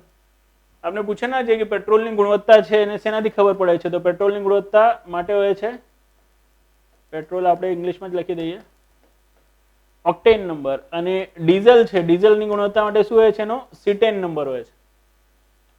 જો what is octane number, what is cetane number, તો ઓલવેઝ યાદ રાખજો પેટ્રોલ છે તો એવું પેટ્રોલ સારો કહેવાય છે જેનું શું હોય છે, જેનું ઓક્ટેન નંબર શું હોય છે, વધારે હોય છે, રાઈટ. અને એવું ડીઝલ સારો કહેવાય છે જેનો શું હોય છે, સીટેન નંબર શું હોય છે, વધારે હોય છે. ઓલવેઝ યાદ રાખજો જો ઓક્ટેન નંબર વધારે હશે તો સીટેન નંબર શું હોય છે, ઓછું હોય છે. અને જો સીટેન નંબર વધારે હશે તો શું હશે, તો ઓક્ટેન નંબર ઓછું હશે. હવે છે શું આ ઓક્ટેન નંબર અને સીટેન નંબર, તો જો ઓક્ટેન નંબર બેઝિકલી છે ને, આ octane number pre ignition, right, આપના શું નહીં થાય, જે ફ્યુલ છે એનું નહીં થાય, એનું શું કરે છે, પ્રમાણ બતાવે છે. લાઈકવાઇઝ જે ફ્યુલ ચેમ્બર હોય છે, એના ફ્યુલ ચેમ્બરથી જ્યારે શું થાય છે, ફ્યુલ પિસ્ટનમાં જાય છે, પિસ્ટનમાં ફ્યુલની સાથે શું થાય છે, એર મિક્સ થાય છે, અને એર મિક્સ થઈ પછી જ્યારે શું થાય છે, એનું ઇગ્નિશન થાય છે. ઇગ્નિશન થાય છે મતલબ એ બળે છે, તો એનું શું થાય છે, જેટલું એક્સપાન્શન થાય છે, પછી એક્સપાન્શનના કારણે આપણે ખબર હોય ને પિસ્ટન ઉપર બળ લાગે છે, અને જેના કારણે આપણું વ્હીકલ શું થાય છે, આગળ મૂવ થાય છે, રાઈટ. આ જે પ્રક્રિયા હોય છે, આ પ્રક્રિયામાં ઘણી વખત એવું હોય છે કે ભાઈ જે આપણો હે ને ફ્યુલ છે, એ ફ્યુલમાં એર મિક્સ થાય, રાઈટ. એ એર મિક્સ થતાં જ પહેલાં શું થાય છે, એનું ઇગ્નિશન થઈ જાય છે, અને એ ઇગ્નિશનના કારણે શું નહીં થતું, એ જે આખું ને આખું ફ્યુલ છે, ફ્યુલનું કન્વર્ઝન પિસ્ટનને ધકેલવા માટે નહીં થતું, હે ને. પહેલાં શું થઈ જાય છે, એનું અન્ય કાર્યોમાં રૂપાંતરણ થઈ જાય છે. આ રીતે આપણે કહી શકીએ છીએ કે એર આખું ને આખું મિક્સ થાય, રાઈટ. એના જ પહેલાં શું થાય છે, જે ઇંધન છે ઇંધન બળી જાય છે, અને એના કારણે એ ઇંધનનું પૂર્ણ રૂપથી શું નહીં થતું, ઉર્જામાં રૂપાંતરણ નહીં થતું. અને પૂર્ણ રૂપથી જ્યારે ઉર્જામાં રૂપાંતરણ નહીં થતું ને, ત્યારે શું થાય છે, ત્યારે ઇન્જિનમાંથી અવાજ વધે છે, જેને કહે છે નોકિંગ. નોકિંગ થવું એટલે ઇન્જિનમાં અવાજ કરવું, હે ને. ઇંધનનું અપૂર્ણ ધવન થવાના કારણે શું થાય છે, ઇન્જિનમાં જે અવાજ થાય છે એને નોકિંગ કહેવાય છે. અને એવા બળતણમાં નોકિંગ વધારે થાય છે જે બળતણનું શું હોય છે, ઓક્ટેન નંબર ઓછું હોય છે. જો આપનું ઓક્ટેન નંબર બળતણનું વધારે છે ને, તો એનો મતલબ છે કે ભાઈ શું થઈ રહ્યું છે, જે આપણું બળતણ છે, બળતણનું કમ્પ્લીટલી આપ શું કરી રહ્યા છો, જે ઉર્જા છે ઉર્જામાં રૂપાંતરણ કરી રહ્યા છો, અને ઉર્જાથી આપ શું કરી રહ્યા છો, કાર્ય કરી રહ્યા છો, એના પ્રોપરલી. એમાં શું થાય છે, પિસ્ટનમાં જઈને જ્યારે એર આખું ને આખું એનું મિક્સ થઈ જાય છે, પછી થઈને શું થાય છે, એ જે બળતણ છે, બળતણ ઇગ્નાઇટ થાય છે, અને પછી બળે છે, જેના કારણે શું થાય છે, બળતણનું પૂર્ણ રૂપથી શું થાય છે, ઉર્જામાં રૂપાંતરણ થાય છે, અને પૂર્ણ રૂપથી ઉર્જામાં રૂપાંતરણ થશે, જે નોકિંગ છે, નોકિંગ શું થઈ જાય છે, ઘટી જાય છે, અવાજ ઓછો આવે છે, સાથે સાથે આપણી જે એવરેજ છે, એવરેજ બી શું થઈ જાય છે, વધી જાય છે, રાઈટ. તો સારું પેટ્રોલ એ છે જેનું શું છે ઓક્ટેન નંબર વધારે છે, કેમ કે ઓક્ટેન નંબર જો વધારે હશે તો આપનું ઇન્જિનનું શું આવશે, અવાજ ઓછું આવશે, હે ને, વેર એન્ડ ટેર જેને કહેવાય છે એ ઓછું થશે. એની સાથે સાથે જે એવરેજ છે એવરેજ બી આપણે શું મળશે, સારી મળશે, હે ને. ફ્યુલનું કન્વર્ઝન શેમાં થશે, કમ્પ્લીટલી એનર્જીમાં થશે. ઓકે, હવે આ જે ઓક્ટેન નંબર છે રાઈટ, એ ઓક્ટેન નંબર કોનું વધારે હશે, તો જેમ કે મેં તમને કીધું કે જ્યારે શું થાય, પ્રી ઇગ્નિશન જલ્દી નહીં થતું, હે ને, શું થઈ શકે છે, એરની સાથે કમ્પ્લીટલી આ તમારું ઈંધણ છે, ઈંધણ મિક્સ થઈ શકે છે, અને કમ્પ્લીટલી એરની સાથે ઈંધણ મિક્સ થઈને શું થાય, પછી ઇગ્નાઇટ થઈને વર્કમાં શું થાય, કન્વર્ટ થાય, તો એનું ઓક્ટેન નંબર વધારે હોય. તો બટ ઓબ્વિયસ છે જે ગેસિયસ ફ્યુલ છે, તો ગેસિયસ ફ્યુલ શું થશે, જે ગેસ છે ગેસની સાથે કમ્પ્લીટલી મિક્સ થઈ શકશે, એનું કમ્પ્રેશન બી શું થઈ શકશે, વધારે થઈ શકશે, અને વધારે કમ્પ્રેશન થવાના કારણે બી એની શું નહીં થાય, જલ્દીથી ઇગ્નાઇટ નહીં થાય. તો બટ ઓબ્વિયસ છે કે શું આવશે, જે સીએનજી છે એ સીએનજી નો ઓક્ટેન નંબર શું આવશે, વધારે આવશે, હે ને. ઓલમોસ્ટ જે સીએનજી નો ઓક્ટેન નંબર આપને તમને પૂછે તો કેટલું હોય છે, તો 120 થી 130 સુધીનો સીએનજી નો ઓક્ટેન નંબર હોય છે. અને જે પેટ્રોલ હોય છે ને, સારી ક્વોલિટીનો પેટ્રોલ હોય છે, એનું જે ઓક્ટેન નંબર હોય છે 92 થી 93 જેટલો શું હોય છે એનો ઓક્ટેન નંબર હોય છે. તો પેટ્રોલ કરતાં સીએનજી નું શું છે, ઓક્ટેન નંબર વધારે છે. એના કારણે સીએનજી ની ગાડી જ્યારે ચાલતી છે ને, તમે જોજો એકદમ સાયલેન્ટલી નીકળી જશે, બિલકુલ અવાજ જ નહીં આવે કે ઓ જીવનમાં કોઈ ગાડી ગઈ. કેમ અવાજ નથી કરતી, કેમ કે એનો ઓક્ટેન નંબર શું છે, વધારે છે. અને ઓક્ટેન નંબર વધારે છે તો શું હશે, નોકિંગ જે છે નોકિંગ ઓછી થશે. પેટ્રોલ વાળી ગાડી જશે તો થોડું અવાજ થશે સીએનજી કરતા, કેમ કે શું છે, પેટ્રોલનો ઓક્ટેન નંબર ઓછું છે તો તેમાં નોકિંગ આવશે, રાઈટ. જે ડીઝલ હોય છે, ડીઝલનો તો ઓક્ટેન નંબર બહુ જ ઓછું હોય છે, અને એના કારણે તમે ડીઝલ ગાડી સ્ટાર્ટ કરો તો જીવનમાં શું આવે છે, સૌથી વધારે અવાજ આવે છે, રાઈટ. કેમ કે એનું શું છે, ઓક્ટેન નંબર ઓછું છે, તો એની નોકિંગ શું હોય છે, વધારે હોય છે, બરાબર. જો તમને આ નોકિંગ ઘટાડવી છે તો આ નોકિંગ ઘટાડવા માટે એમાં એન્ટી નોકિંગ એજન્ટ્સ તરીકેના તત્વો ઉમેરવામાં આવે છે, હે ને. તો એન્ટી નોકિંગ તરીકેના એજન્ટ્સ જે હોય છે, એજન્ટમાં સૌથી ઇમ્પોર્ટન્ટ એજન્ટ જે છે, જે યુઝ થતું હોય છે, જે બીટીએક્સ, રાઈટ. પેટ્રોલમાં તમે બીટીએક્સ નાખો તો શું થઈ જાય છે, જે નોકિંગ પ્રક્રિયા છે, નોકિંગ પ્રક્રિયા ઘટે છે, મતલબ એ ઓક્ટેન નંબરને વધારે છે, રાઈટ.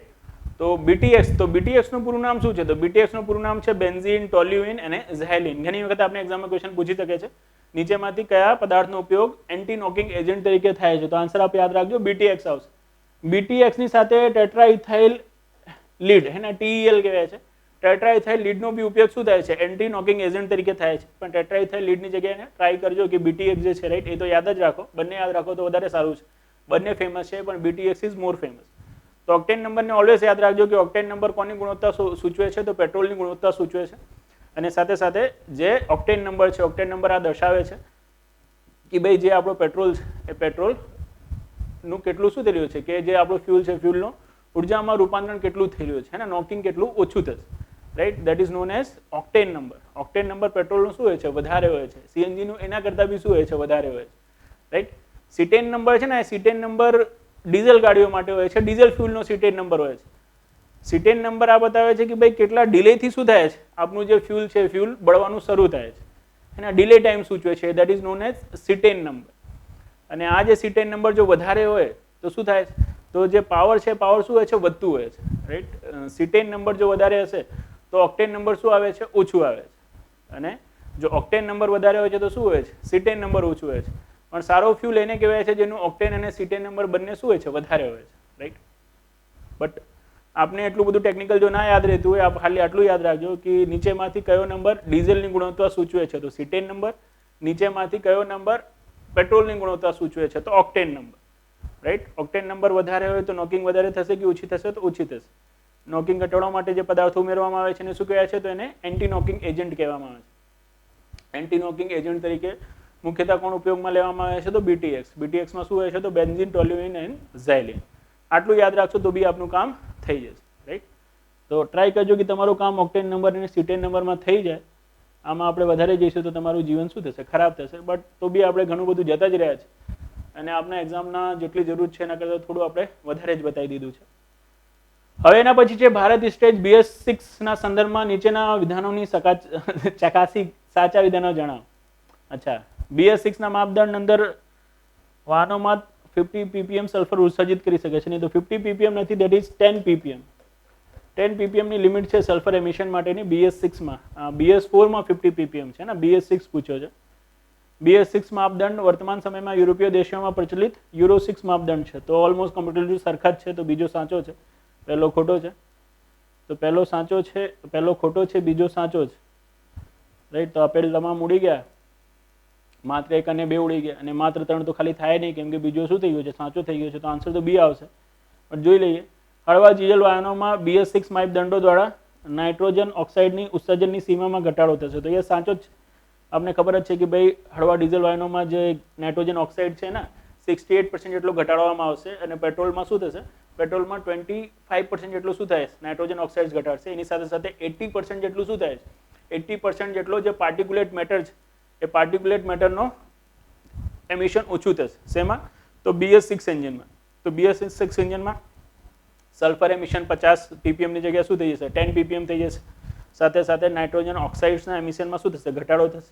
ડીઝલ માટે 68%, પેટ્રોલ માટે 25%, અને પાર્ટિક્યુલેટ મેટરના ઉત્સર્જનમાં શું થશે, ઓલમોસ્ટ 80% જેટલો ઘટાડો થશે. તો આ લિમિટેશન, આ ક્રાઇટેરિયા યાદ રાખજો. આ ક્રાઇટેરિયા ઉપર બી શું બની શકે છે, જીવનમાં ક્વેશ્ચન બની શકે છે. બરાબર?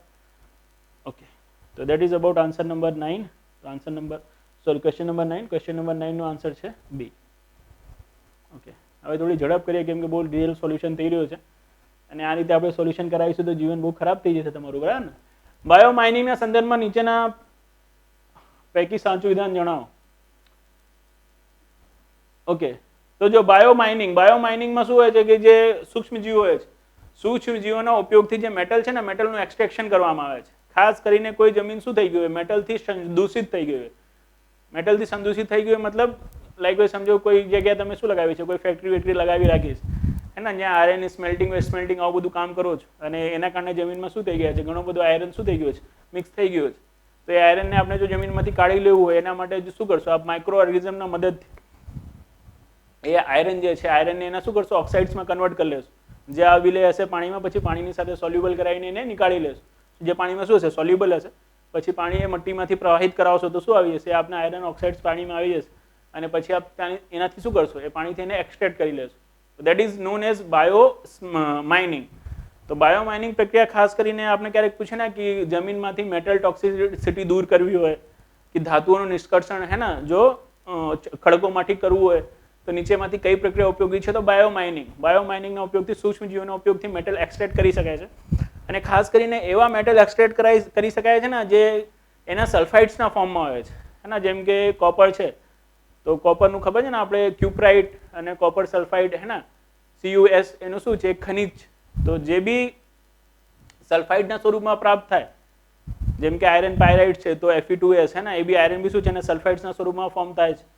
તો સલ્ફાઇડના સ્વરૂપમાં જો કોઈની ખનિજ છે, કોઈ બી ધાતુ તત્વની, તો એ સલ્ફાઇડને શું કરી શકે છે, આરામથી આ ઓક્સિડાઇઝ કરી શકે છે માઇક્રો ઓર્ગેનિઝમ્સ. એટલા માટે એવા ધાતુઓના નિષ્કર્ષણ માટે તો બહુ જ ઉપયોગી છે.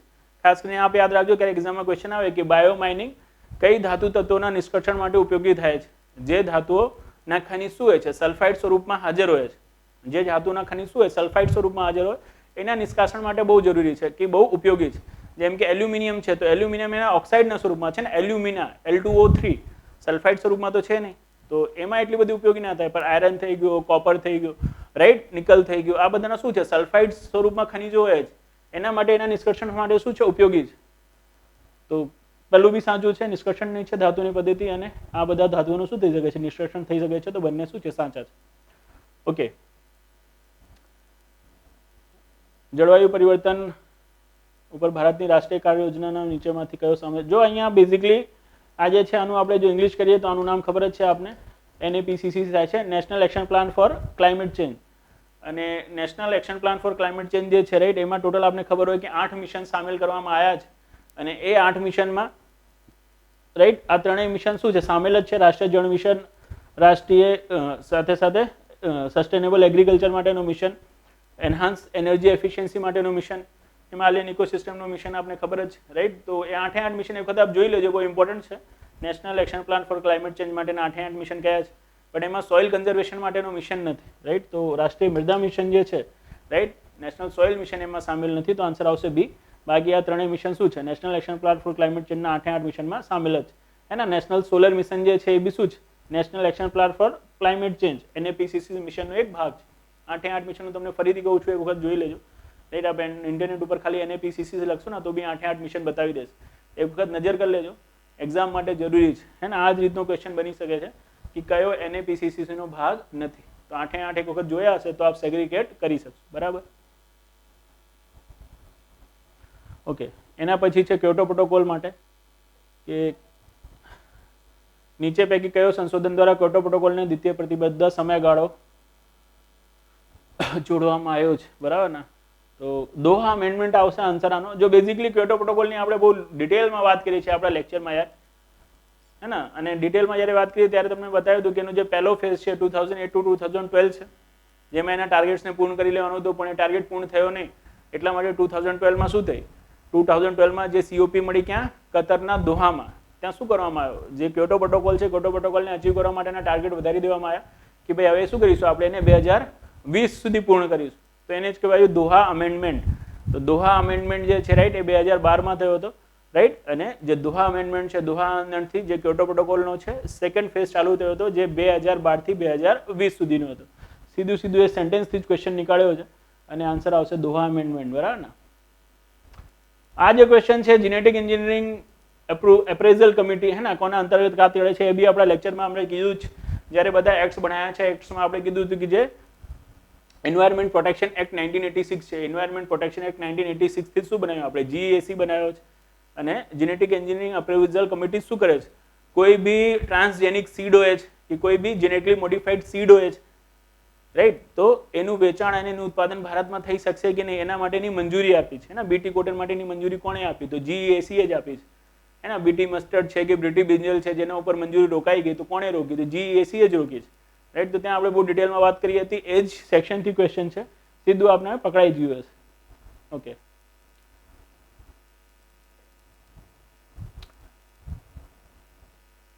કયું વિધાન સાચા છે? DOTની ઉચ્ચ સાંધાને લીધે ઈંડાના કદમાં વધારો થાય છે. DOT નહીં હશે, આ DDT હશે. આ DDT છે, પ્રિન્ટિંગ મિસ્ટેક છે. સુપોષણ દ્વારા જળમાં BOD ઘટે છે. જૈવ આવર્ધન એટલે ક્રમિક પોષણ સ્તર પર ઝેરી તત્વોની સાંદ્રતામાં વધારો. જૈવ આવર્ધન એટલે બાયો મેગ્નિફિકેશન.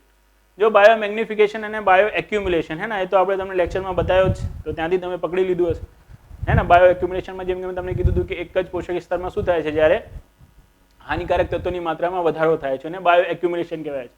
જેમ કે ભેંસ છે તો ભેંસમાં ડાયક્લોફેનાકનું ઇન્જેક્શન આપતા જાઓ, તેમાં ડાયક્લોફેનાકની માત્રા વધી રહી છે તો બાયો એક્યુમ્યુલેશન છે. હવે નીચેના પોષક સ્તરમાં જો કોઈ ઝેરી તત્વ આવે છે તો એના ઉપરના જે પોષક સ્તર હોય છે એ પોષક સ્તરના પ્રાણીઓમાં શું હશે? નીચેના પોષક સ્તરના પ્રાણીમાં જેટલું ઝેરી તત્વ છે એના કરતાં ઉપરના પોષક સ્તરના પ્રાણીઓમાં શું આવશે? ઝેરી તત્વની માત્રા એના કરતાં વધારે જ આવશે. એને જ આપણે કહીએ છીએ બાયો મેગ્નિફિકેશન. કેમ? કેમ કે એના ફૂડ સોર્સ નીચેવાળા શું છે? જે બધા એનિમલ્સ એના ફૂડ સોર્સ, તો એના તો ફૂડ સોર્સમાં શું આવી ગયું? એ ઝેરી તત્વ આવી ગયું. તો એ ફૂડ સોર્સને લેશે, આ ભેંસના માંસને ખાશે તો ધીમે ધીમે શું થશે? જે ગિદ્ધ છે એ ગિદ્ધના લીવરમાં, કિડનીમાં એ બધું ડાયક્લોફેનાકની માત્રા બહુ વધી જશે. એના કારણે ગિદ્ધ શું થશે? એ ડાયક્લોફેનાકના વધવાના કારણે એનું કિડની ફેલિયર, લીવર ફેલિયરના કારણે મૃત્યુ થશે. જે આપણે ચર્ચા લેક્ચરમાં બી કરી હતી, જે GPSCમાં આ વખતે ક્વેશ્ચન બી આવ્યો હતો કે ગિદ્ધનું મૃત્યુનું કારણ કઈ દવા હતી? તો ડાયક્લોફેનાક સોડિયમ, રાઈટ? અત્યારે આપણે ખાઈએ જ, હે ને? એનાલ્જેસિક, દર્દમાં રાહત આપે છે, આપણે ખબર હોય તો. પણ આપણે એને ડિગ્રેડ કરી જઈએ છીએ. ગિદ્ધના લીવરમાં એ ડિગ્રેડ નહીં થતું, ત્યાં જામતું જાય છે. એના કારણે એના લીવર અને કિડની ફેલિયરના કારણે ગિદ્ધનું શું થાય છે? મૃત્યુ થઈ જાય છે. એના માટે પ્રાણીઓના યુઝ માટે એને બેન બી કરવામાં આવ્યો છે. તો બાયો મેગ્નિફિકેશનનું કોન્સેપ્ટ જેમ કે મેં તમને કીધું કે નીચેથી ઉપરના પોષક સ્તરમાં જાઓ તો નીચેના પોષક સ્તરમાં જો ઝેરી તત્વો વધારે છે તો એના ઉપરના પોષક તત્વોમાં ઝેરી તત્વો શું આવશે? એના કરતાં વધારે જ આવશે, રાઈટ? તો આ ત્રીજો તો સાચો જ. ઓકે, હવે એના પછી પહેલાની જો આપણે વાત કરીએ, રાઈટ, કે DDTની ઉચ્ચ સાંધાની લીધે ઈંડાના કદમાં વધારો થાય છે, તો આ ખોટું જ. જો બેઝિકલી પ્રાણીઓના અંદર જ્યારે જે ઈંડા મૂકતા પ્રાણીઓ છે એની અંદર જો DDTની માત્રા વધે ને તો આ DDT શું કરે છે ખબર છે? જે ઉપરનો જે લેયર હોય છે ઈંડાનું, હે ને, જે તમે તોડો છો એને પાતળું કરી નાખે, અને એને પાતળું કરી નાખે ને એના કારણે ઈંડાનું શું થઈ જાય છે? વિનાશ થઈ જાય છે. એના કારણે જે પક્ષીઓની સંખ્યા છે ને, પક્ષીઓની સંખ્યામાં બી ઘટાડો આવે છે. કેમ કે શું થઈ જાય છે? ઇમેચ્યોર જે ઈંડા હોય છે, ઈંડાઓ મૂકે છે અને ઈંડાઓ ફૂટી જાય છે. ઈંડાના કદ વધતા નથી, DDTની સાંદ્રતા વધે છે તો શું થઈ જાય છે? ઈંડાનું જે લેયર છે બહારનું એ શું થઈ જાય છે? એ પાતળું થઈ જાય છે અને એના કારણે ઈંડા ફૂટી જાય છે. તો આ પહેલું શું છે? આ પહેલું ખોટું જ. સુપોષણ મતલબ યુટ્રોફિકેશન. યુટ્રોફિકેશન દ્વારા જળમાં BOD ઘટે છે. જો બેઝિકલી આપ આની આન્સર કી મુજબ જોશો ને તો એમને બીજું સાચો લીધો છે, પણ જો આ સેન્ટેન્સના મુજબ જોશો ને તો આ સેન્ટેન્સ ખોટો છે. બેઝિકલી અહીંયા BOD ની જગ્યાએ DOD હોત ને, ડિઝોલ્વ ઓક્સિજન, તો આ સાચો થઈ જાય. તો BOD ની જગ્યાએ આપ DO કરી નાખો તો આપની આન્સર કીથી મેચ થઈ જશે, રાઈટ? જો સુપોષણ યુટ્રોફિકેશન જેમ કે આપણે પહેલા બી બતાવ્યો છે કે શું થાય છે, જ્યારે કોઈ બી જળીય પ્રદેશમાં કે કોઈ બી તળાવ વળાવ જેવું થઈ ગયું એમાં શું થાય છે, એમાં પોષક તત્વોની માત્રામાં વધારો થાય છે. તો જો પોષક તત્વોની માત્રામાં એમાં વધારો થશે શું થશે, જમીન જે પાણીની અંદર ઉગતી વનસ્પતિઓ છે, પાણીની અંદર ઉગતી વનસ્પતિઓનું શું થશે, પ્રમાણ વધી જશે, જેને આપણે શું કહીએ છીએ, જેને આપણે કહીએ છીએ યુટ્રોફિકેશન. હે ને, આખું આખું લીલથી શું થઈ જાય છે, એ જે તળાવ છે તળાવ ભરાઈ જાય છે. હે ને, ગંદુ ગંદુ દૂષિત પાણી નાખો તમે તળાવમાં, તો એ બધા દૂષિત પાણીમાં શું હોય, બધા ઓર્ગેનિક ઇનઓર્ગેનિક મેટર્સ હોય, કાર્બનિક અને અકાર્બનિક પદાર્થો. અને આ કાર્બનિક અને અકાર્બનિક પદાર્થો શું હોય, જે વનસ્પતિઓ જમીનમાં ઉગે છે, જેને આપણે શું કહીએ છીએ, હાઇડ્રોફાઇટ્સ કહીએ છીએ, એના માટે શું હોય, એના માટે આ પોષક તત્વોનું કામ કરે. તો દૂષિત પાણીમાં શું થશે, એકદમથી જ વનસ્પતિઓનો ભરાવો થઈ જશે. કેમ કે વનસ્પતિઓના માટેના પોષક તત્વો શું થઈ ગયા છે, વધી ગયા છે. અને આ જ પ્રક્રિયાને કહીએ છીએ આપણે યુટ્રોફિકેશન. અને જો યુટ્રોફિકેશન થશે, જળોદ્ભિદ વનસ્પતિઓની માત્રા વધી જશે, તો પાણીમાં જે દ્રાવ્ય ઓક્સિજન છે, જે ડિઝોલ્વ ઓક્સિજન છે, ડિઝોલ્વ ઓક્સિજનનો ઉપયોગ કોના દ્વારા થવા લાગશે, આ વનસ્પતિઓ દ્વારા થવા લાગશે. તો જે પાણીમાં દ્રાવ્ય ઓક્સિજન, ડિઝોલ્વ ઓક્સિજન છે, એ ડિઝોલ્વ ઓક્સિજનની માત્રામાં શું થશે, ઘટાડો થશે. તો એના કારણે સુપોષણ દ્વારા જળમાં શું થાય છે, ડીઓ ઘટે છે. તો આ આન્સર શું છે, સાચો છે. પણ આ ડીઓની જગ્યાએ જો બીઓડી લખ્યું છે, જેમ કે આપણે કીધું કે ભાઈ ઓરિજિનલ તો તમને મળ્યું હશે, તો તમે શું જોયું હશે, તમે જોયું હશે કે ભાઈ સુપોષણ દ્વારા જળમાં શું થાય છે, બીઓડી ઘટે છે. તો આ પછી શું થઈ જશે, આ ખોટો થઈ જશે, રાઈટ. તો પહેલું બી ખોટો, બીજો બી ખોટો, તો માત્ર ત્રીજું સાચું. તો માત્ર ત્રીજું આ સી ઓપ્શન બને, રાઈટ. કયો ઓપ્શન બને, સી ઓપ્શન બને. તો આપ સી ઓપ્શન કાં તો બી ઓપ્શન, પણ મેં જેને આન્સર જે છે આમાં આ લોકો બી કહી રહ્યા છે, બટ અહીંયા પ્રિન્ટિંગ મિસ્ટેક છે. જે જાણે છે જીવનમાં, રાઈટ, ઇન્વાયરમેન્ટને, અને ઇન્વાયરમેન્ટને જેને ગોખ્યું નથી, જે અંદરથી જાણે છે ઇન્વાયરમેન્ટને, તરત જ કહી જશે કે ના આવું પોસિબલ છે નથી. જેમ કે આપણે ઇન્વાયરમેન્ટને ગોખ્યું નથી, આપણે ઇન્વાયરમેન્ટને સમજ્યું છે, તો આપણે 100% શ્યોર છીએ કે આમાં શું ના થાય, બીઓડીની સાથે તો બી આન્સર ના બને. અને જો તમે બહુ ચિંતા ના કરો કે સર અમે તો સી લગાવ્યો હતો ને અમારો ખોટો આપ્યો છે કે એવું કર્યો છે, એક માર્ક્સથી કોઈ ફેર પડતો નથી. આ જીવનમાં તમારા લર્નિંગ માટે છે, રાઈટ. એકાદ તો પ્રિન્ટિંગ મિસ્ટેક શું છે, એ અલાઉ છે. હે ને, જીપીએસસી શું કરે છે, 25 ક્વેશ્ચન ચેન્જ કરે છે આટલી મોટી એક્ઝામ લીધા પછી. તો અહીંયા તો એક જ માં તકલીફ છે.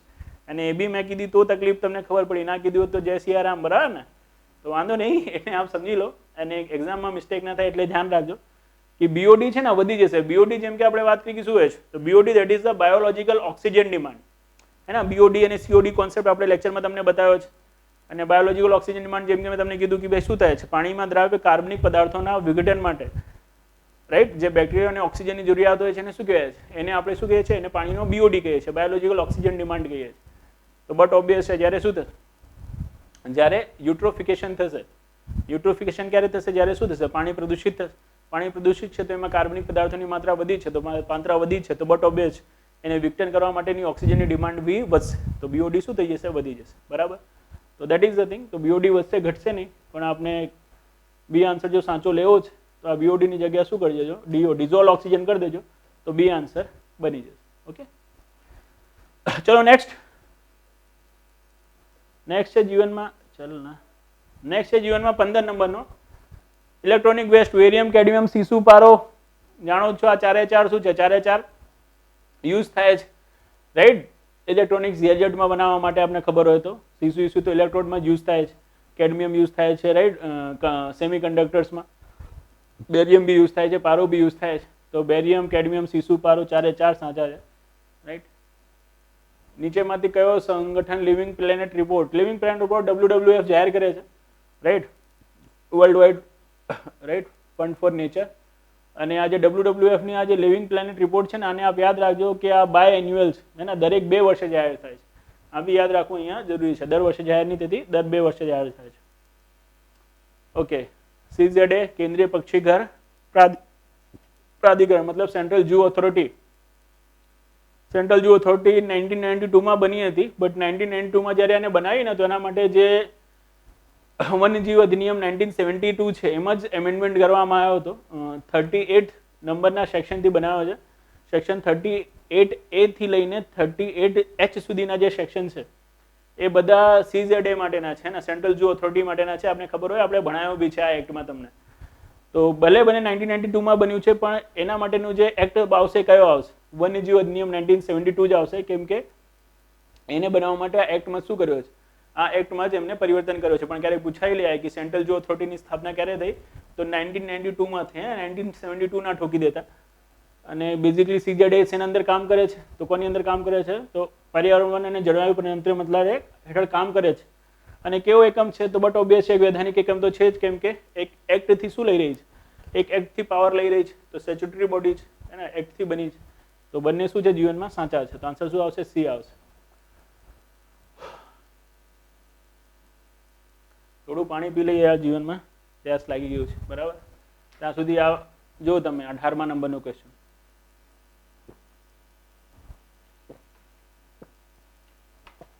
ઓકે, 18મા ક્વેશ્ચનમાં કીધું છે લોકોએ કે નીચેમાંથી કઈ વનસ્પતિઓને જીવોના સંરક્ષણની સ્વસ્થાન પ્રક્રિયાનો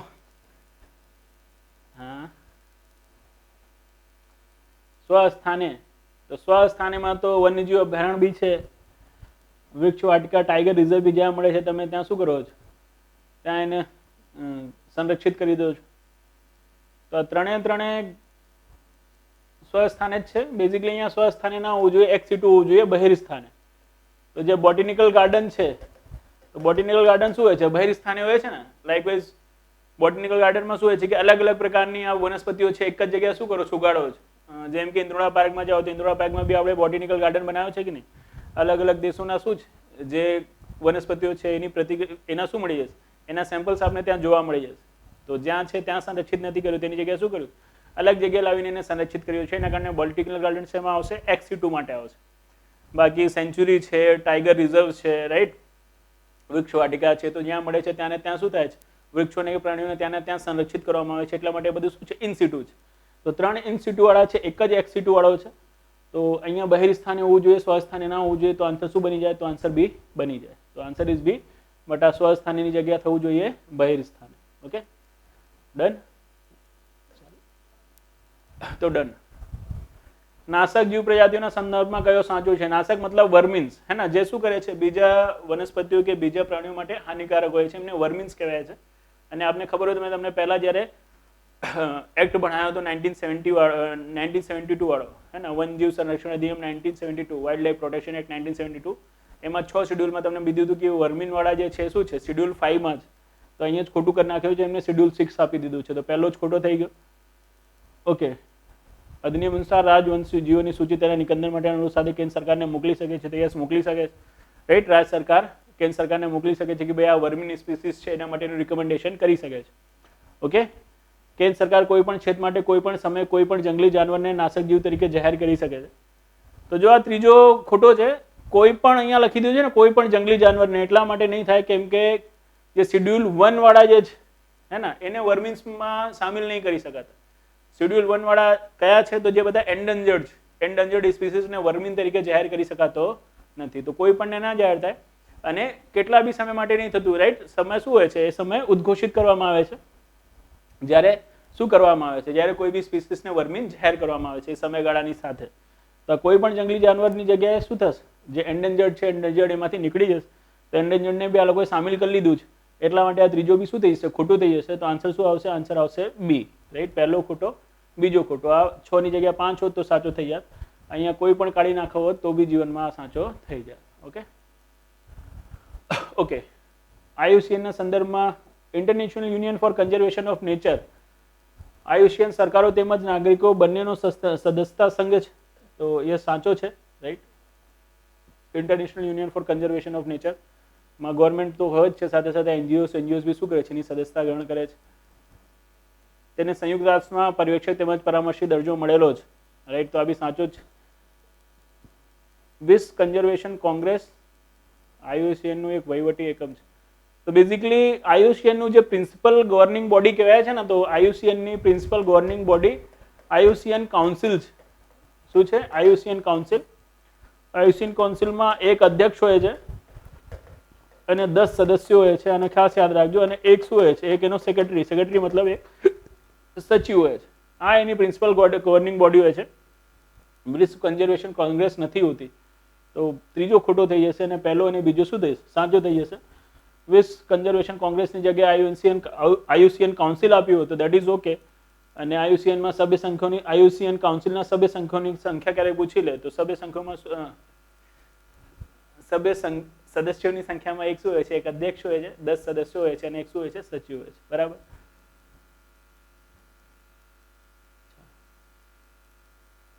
દક્ષિણ એશિયા વન્યજીવ પ્રવર્તન નેટવર્ક. તો આનું આપણે ઇંગ્લિશ બનાવીએ તો south Asia wild life crime enforcement okay south Asia wild life crime enforcement network, right, that is the thing. આ 2011માં બન્યું હતું એની વાત છે સ્વાન. તો બેઝિકલી આનું પૂરું નામ તમે યાદ રાખજો, that is important. South Asia wild life crime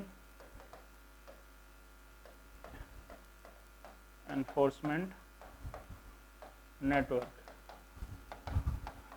જો આ south Asia wild life crime enforcement network છે ને, આ ભૂટાનમાં 2011માં બનાવવામાં આવ્યો હતો. અને ભૂટાનમાં 2011માં જે આ બનાવવામાં આવ્યો ને, તો આનું જે અધ્યક્ષ છે, નોટ અધ્યક્ષ, આનું જે હેડક્વાર્ટર છે, હેડક્વાર્ટર ક્યાં છે તો નેપાળના કાઠમાંડુમાં છે. અને જે સાઉથ એશિયાના દેશો છે, સાઉથ એશિયાના દેશોને શું આપી છે, આની સદસ્યતા આપવામાં આવી છે. 8 દેશોને શું મળ્યું છે, સાઉથ એશિયાના 8 દેશો શું છે આના સદસ્ય છે, જેમાં ઇન્ડિયા બી છે, પાકિસ્તાન બી છે, ભૂટાન બી છે, નેપાળ બી છે, હે ને, બાંગ્લાદેશ બી છે, શ્રીલંકા બી છે. અને આ 8 દેશોએ શું કર્યું છે, નક્કી કર્યું છે કે આપણે શું કરીશું કે જે વન્યજીવોનો ઇલીગલ જે ટ્રેડ થાય છે, જે વ્યાપાર થાય છે, એને રોકવા માટે શું કરીશું, આપણે 8 ને 8 ભેગા મળીને કામ કરીશું, એકબીજાને ઇન્ફોર્મેશન આપીશું, રાઈટ, એકબીજાને સાથે સાથે શું કરીશું, જે કાનૂનો છે એનું પાલન કરીશું. એના માટે આ શ્વાન બનાવવામાં આવ્યો છે, રાઈટ, 2011માં બન્યું છે. ઓકે, અને આમાં જેમને ક્વેશ્ચન છે તો દક્ષિણ એશિયા બધા દક્ષિણ એશિયાઈ દેશોના ક્ષેત્રીય આંતરસરકારી વન્યજીવ કાનૂન પ્રવર્તન એજન્સી છે. તો બરાબર જ, રાઈટ, જેમ કે મેં તમને કીધું કે એકબીજાના કાનૂનોનું શું કરવાનું છે, પાલન કરવાનું છે, રાઈટ, ઇલીગલ વાઇલ્ડ લાઈફ ટ્રેડને રોકવાનું છે. એના માટે કોર્પોરેશન શું કરશે, આ બધા દેશો કરશે, 8 દેશો. ઓકે, પછી ICCWC,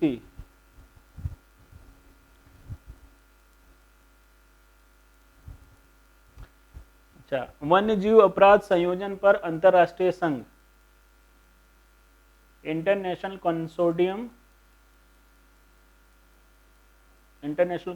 on crime against wild life.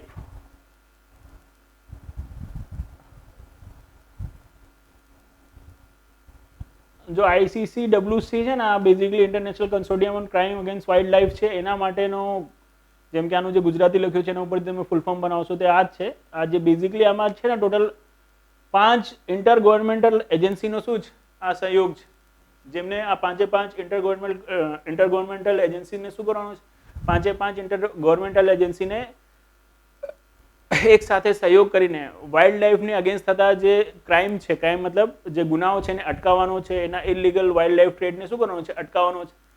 બધા વાઇલ્ડ લાઈફની સમક્ષ જે ગુનાઓ થાય છે એને રોકવા માટે શું કરશે, આ 5 એજન્સીસ મળીને કામ કરશે. અને 5 એજન્સીઓને ભેગા કરવા માટે બનાવવામાં આવ્યું છે શું, ICCWC. અને એ 5 એજન્સીઓનું નામ એમને લખ્યું છે ને, એક તો sites, Interpol, right, drugs and અપરાધ મતલબ ડ્રગ્સ એન્ડ ક્રાઇમ ઉપર United nation office on drugs and crime, world bank અને વર્લ્ડ કસ્ટમ ઓર્ગેનાઇઝેશન, WCO, જેને આપણે વિશ્વ સીમા શુલ્ક સંગઠન આ લોકોએ લખ્યું છે. તો વર્લ્ડ બેંક 1, આ 2, united nation office for drugs and crime 3, interpol 4 અને સાઇટ્સનું સેક્રેટરીએટ 5. આ 5 right, ICCWC, international consortium for કે against crime against wild life, એના માટે શું થયા છે, આ 5 ભેગા થયા છે. તો 5 ને આમાં અહીંયા બતાવી દીધું છે, એના કારણે આ બીજો બી સાચો છે અને પહેલો બી સાચો છે. તો આન્સર શું આવશે, સી આવશે. આ બંનેની ઇન્ફોર્મેશન રાખજો. અને આની તો ખાસ, એ ક્યારે બન્યું હતું તો 2011માં, હે ને, ક્યાં તો ભૂટાનમાં, અને હેડક્વાર્ટર ક્યાં છે તો that is Nepal, that is in Kathmandu, હે ને. કેમ કે તમને બધા એક્ટ અને સાથે સાથે બધી એજન્સીસ એ તમારા સિલેબસમાં છે. તો આ એજન્સી તમને ઇન્ટરનેશનલી શું હોવું જોઈએ, થોડી ખ્યાલ હોવું જોઈએ. ઓકે,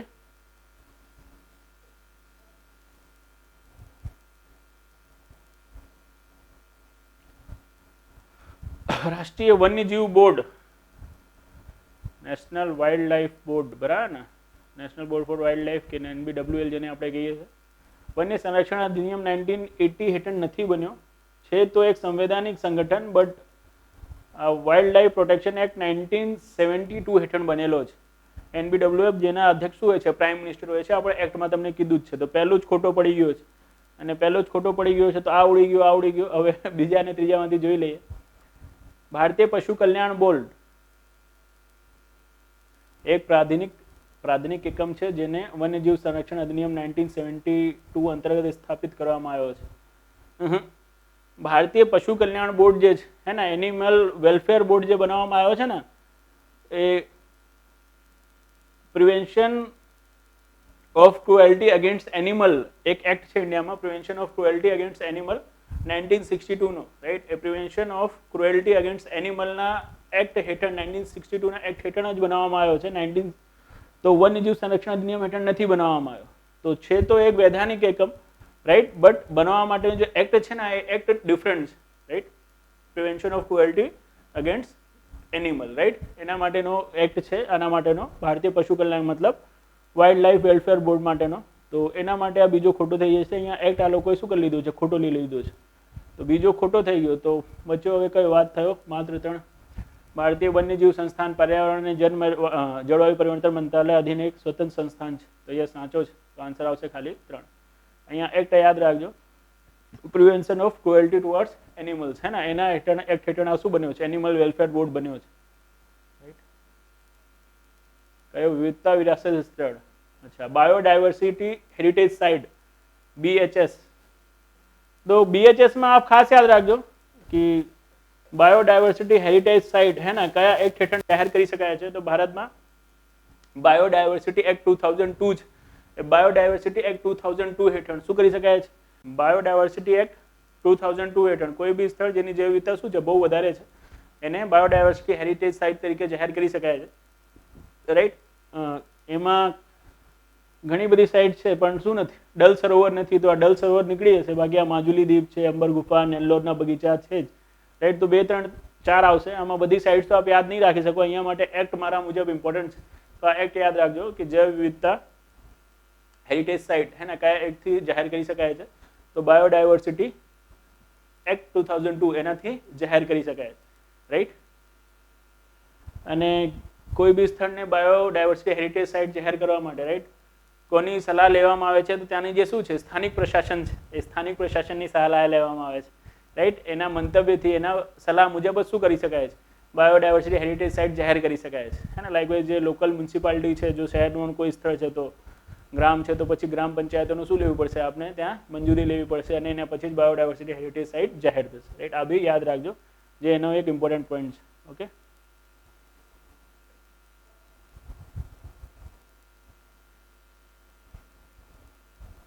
ડુગોંગ પ્રજાતિના સંદર્ભમાં સાચું વિધાન જણાવો.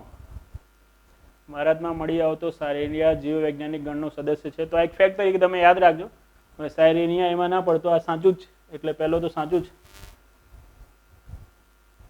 તે જળમાં સમુદ્રી ઘાસના મેદાનોમાં પોતાનું ભોજન કરે છે. અહીંયા સી વીડ્સ જે અંદર હોય છે, જેને આપ દરિયાઈ ઘાસ કહો છો, એને જ ખાય છે. આના માટે એને સી કાઉ બી કહેવાય છે. આપને ખબર હોય તો ડુગોંગનું બીજું નામ શું છે? સી કાઉ. કેમ છે? એટલા માટે છે કેમ કે શું થાય છે? દરિયાઈ ઘાસ ઉપર નભે છે, એટલા માટે એને સી કાઉ બી કહેવાય છે. અને જે દરિયાઈ ઘાસ હોય છે વધારે ક્યાં મળતી હોય છે?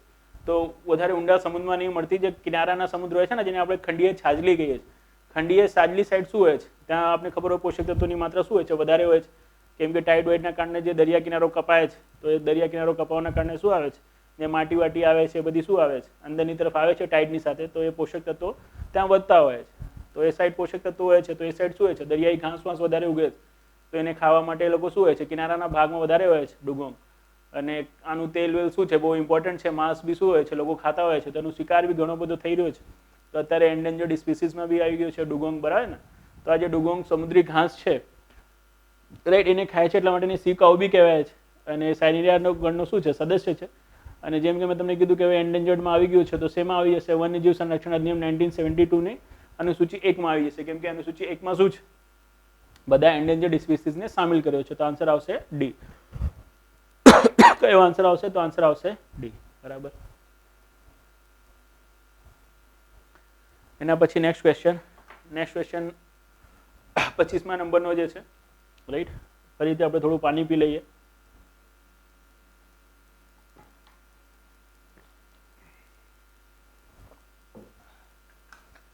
जो 25મા નંબરના ક્વેશ્ચનમાં બેઝિકલી રાષ્ટ્રીય ક્ષતિપૂરક વનીકરણ કોષ ભારતના ક્યાંક અંતર આવે છે, તો રાષ્ટ્રીય ક્ષતિપૂરક વનીકરણ કોષ શું છે? સૌથી પહેલા આપણે આ સમજવું પડશે. તો રાષ્ટ્રીય ક્ષતિપૂરક વનીકરણ કોષ સમજવા માટે આપણે સમજવું પડશે કોને? તો એના માટે સમજવું પડશે આપણે એક એક્ટને જે 2016માં પસાર થયો છે, એનું નામ છે કેમ્પા. આ કેમ્પા યાદ રાખજો, ખાસ બહુ ઇમ્પોર્ટન્ટ છે.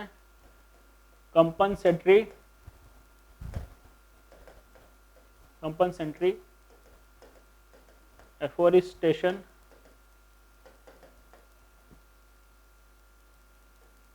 fund management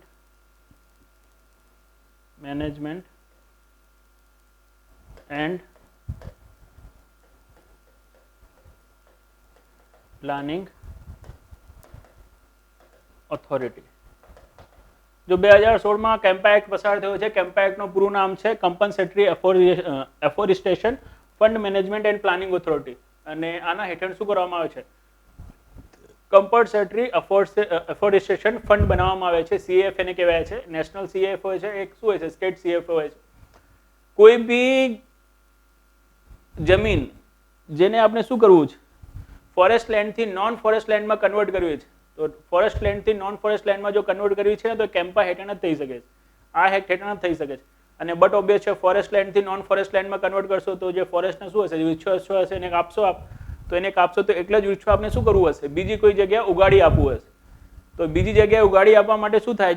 જે બી જમીન છે, લાઈકવાઇઝ તમે કોઈ કંપની કરો છો, રાઈટ, ફોરેસ્ટ એરિયામાં કરવું છે તમને, તો પહેલાં એ ફોરેસ્ટ જમીનને શું કરવું પડશે? નોન ફોરેસ્ટ જમીનમાં કન્વર્ટ કરાવવું પડશે. તો નોન ફોરેસ્ટ જમીનમાં કન્વર્ટ કરવા માટેનું એક્ટ છે કેમ્પા એક્ટ, બરાબર. હવે નોન ફોરેસ્ટ જમીન તરીકે એને ડિક્લેર કરી દીધી ગવર્મેન્ટે, તો આપણે શું કરવું પડશે? આપણે ગવર્મેન્ટને એક એમાઉન્ટ આપવું પડશે કે ભાઈ આટલી જમીન જે છે એના ઉપર આ જે વૃક્ષો છે, આટલા વૃક્ષો બીજી જગ્યાએ ઉગાવવા માટેના આટલું ખર્ચ થાય છે, તો આટલું ખર્ચ લો જીવનમાં આપ પકડો. તો એ બધું ખર્ચ એમાં જશે, તો એ બધું ખર્ચ જે છે સીએફમાં, હે ને, કમ્પન્સેટરી એફોરેસ્ટેશન ફંડમાં. અને આ કમ્પન્સેટરી એફોરેસ્ટેશન ફંડનું 90% શું કરશે? કેન્દ્ર સરકાર જે સ્ટેટનું શું હશે? જમીન હશે, જે જમીનને આપણે ફોરેસ્ટમાંથી નોન ફોરેસ્ટ લેન્ડમાં શું કર્યું છે? કન્વર્ટ કર્યું છે.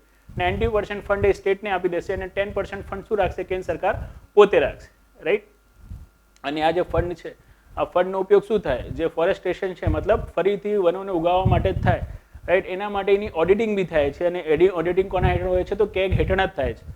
તો સેન્ટ્રલ એફોરેસ્ટેશન જે કમ્પન્સેટરી એફોરેસ્ટેશન ફંડ છે, સીએએફ છે, રાઈટ, એ સોના દ્વારા ઓડિટ થાય છે, તો કેગ દ્વારા જ ઓડિટ થાય છે. તો આન્સર શું છે? પહેલો સાચો જ, right.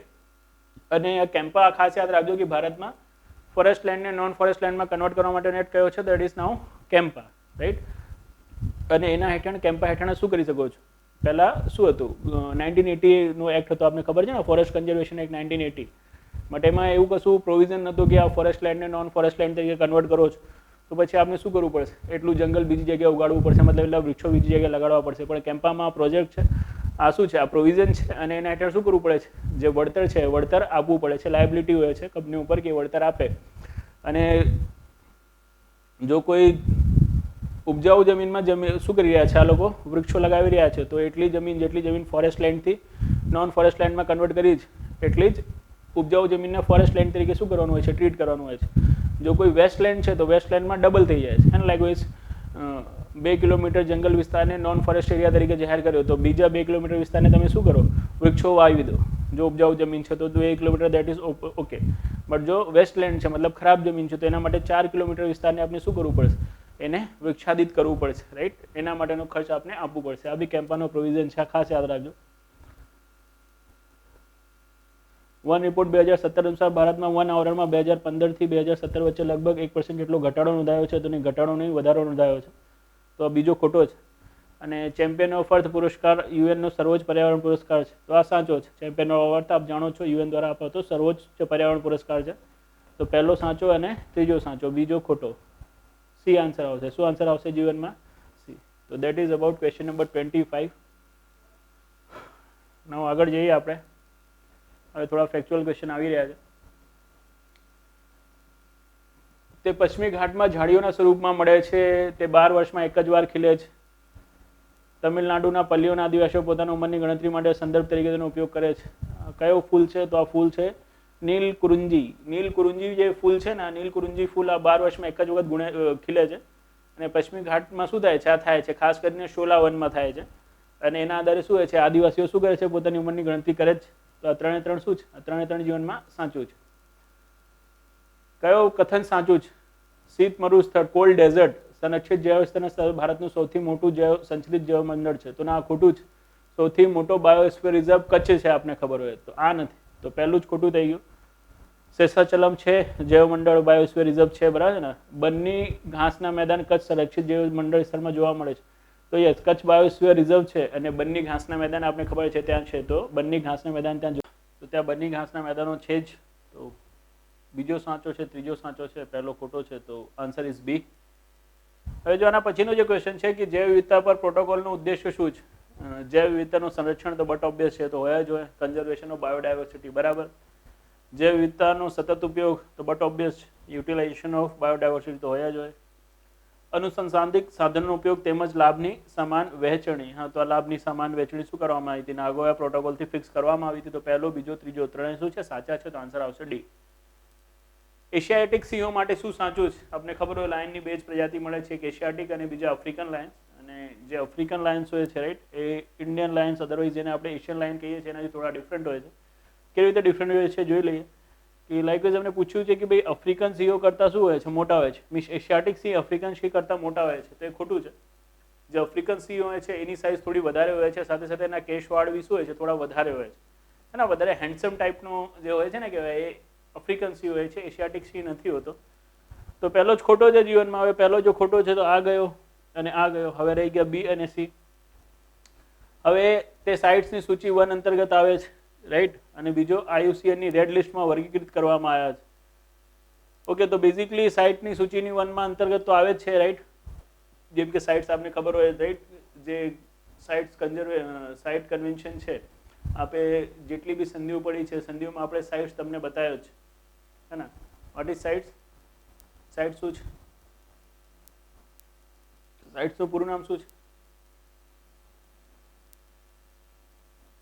Conservation of convention four international trade off endangered species, હે ને. તો જે એન્ડેન્જર્ડ સ્પીસીસ, રાઈટ, છે એના ઇન્ટરનેશનલ ટ્રેડને પ્રતિબંધિત કરવા માટેનું શું છે? આ કન્વેન્શન સાઇટ્સ જે છે. તો બટ ઓબ્વિયસ છે કે એન્ડેન્જર્ડ સ્પીસીસ છે જ સિંહ, તો એની જે લિસ્ટ છે એમાં વર્ગીકૃત કરવામાં જ આવે છે.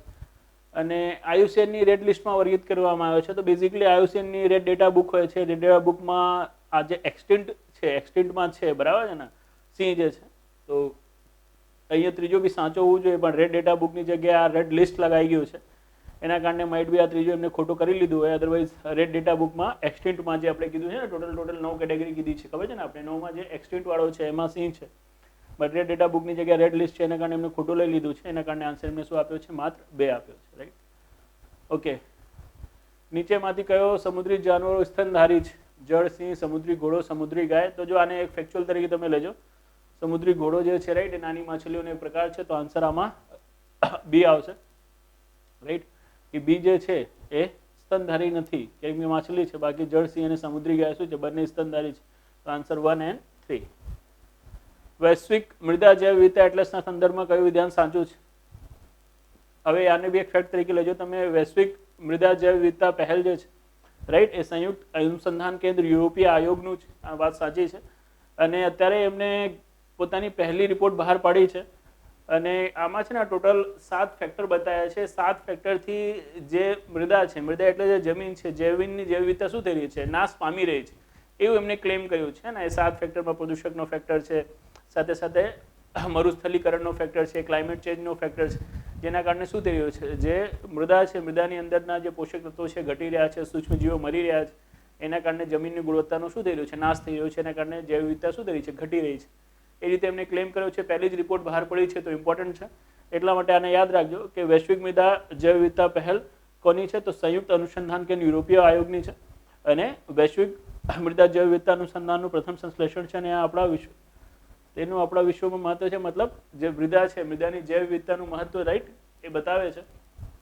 અને મૃદાની જૈવ વિવિધતાની સમક્ષ અત્યારે જે ખતરો છે, ખતરો સૂચવી રહી છે. 7 ફેક્ટર જે છે, રાઈટ, એના કારણે મૃદાની જૈવ વિવિધતા પર ખતરો આવે છે. આ સૂચવી રહ્યો છે. ગુજરાતીમાં તો બહુ ખરાબ સેન્ટેન્સ આ લોકોએ લખ્યું છે. તો આન્સર આવશે બંને શું છે? સાચું છે. સેરેનગેટી નેશનલ પાર્ક ક્યાં આવેલો છે? તંજાનિયામાં આવેલો છે. ડિસ્કવરીમાં આપણે ઘણી વખત જોયું છે ને કે ઘણા બધા આમ જીબ્રાસ આમ એક નદીને ક્રોસ કરતા હોય છે. સેરેનગેટીનો જ છે હે ને, એ નદીનું નામ છે ગ્રેમિટી. અને જ્યારે આ જીબ્રાસ છે, હરણ છે, જ્યારે એને ક્રોસ કરતા હોય છે તો ગ્રેમિટી નદીમાંથી જે રહેતા મગરમચ્છો છે, મગરમચ્છો શું કરે છે? એમને પકડે છે અને ખાઈ જાય છે.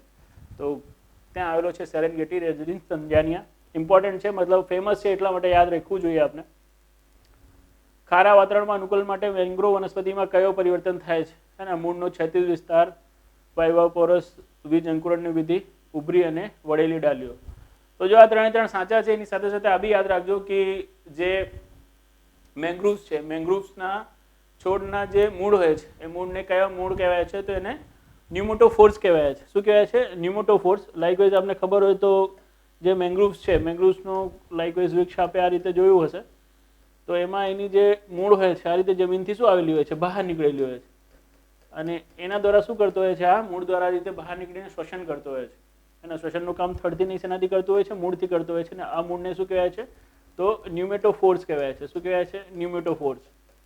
રાઈટ. આ જે મેંગ્રુવ્સ છે, મેંગ્રુવ્સની બહુ ડિટેલ જાણકારી આપણે લેક્ચરમાં આપી છે. રાઈટ.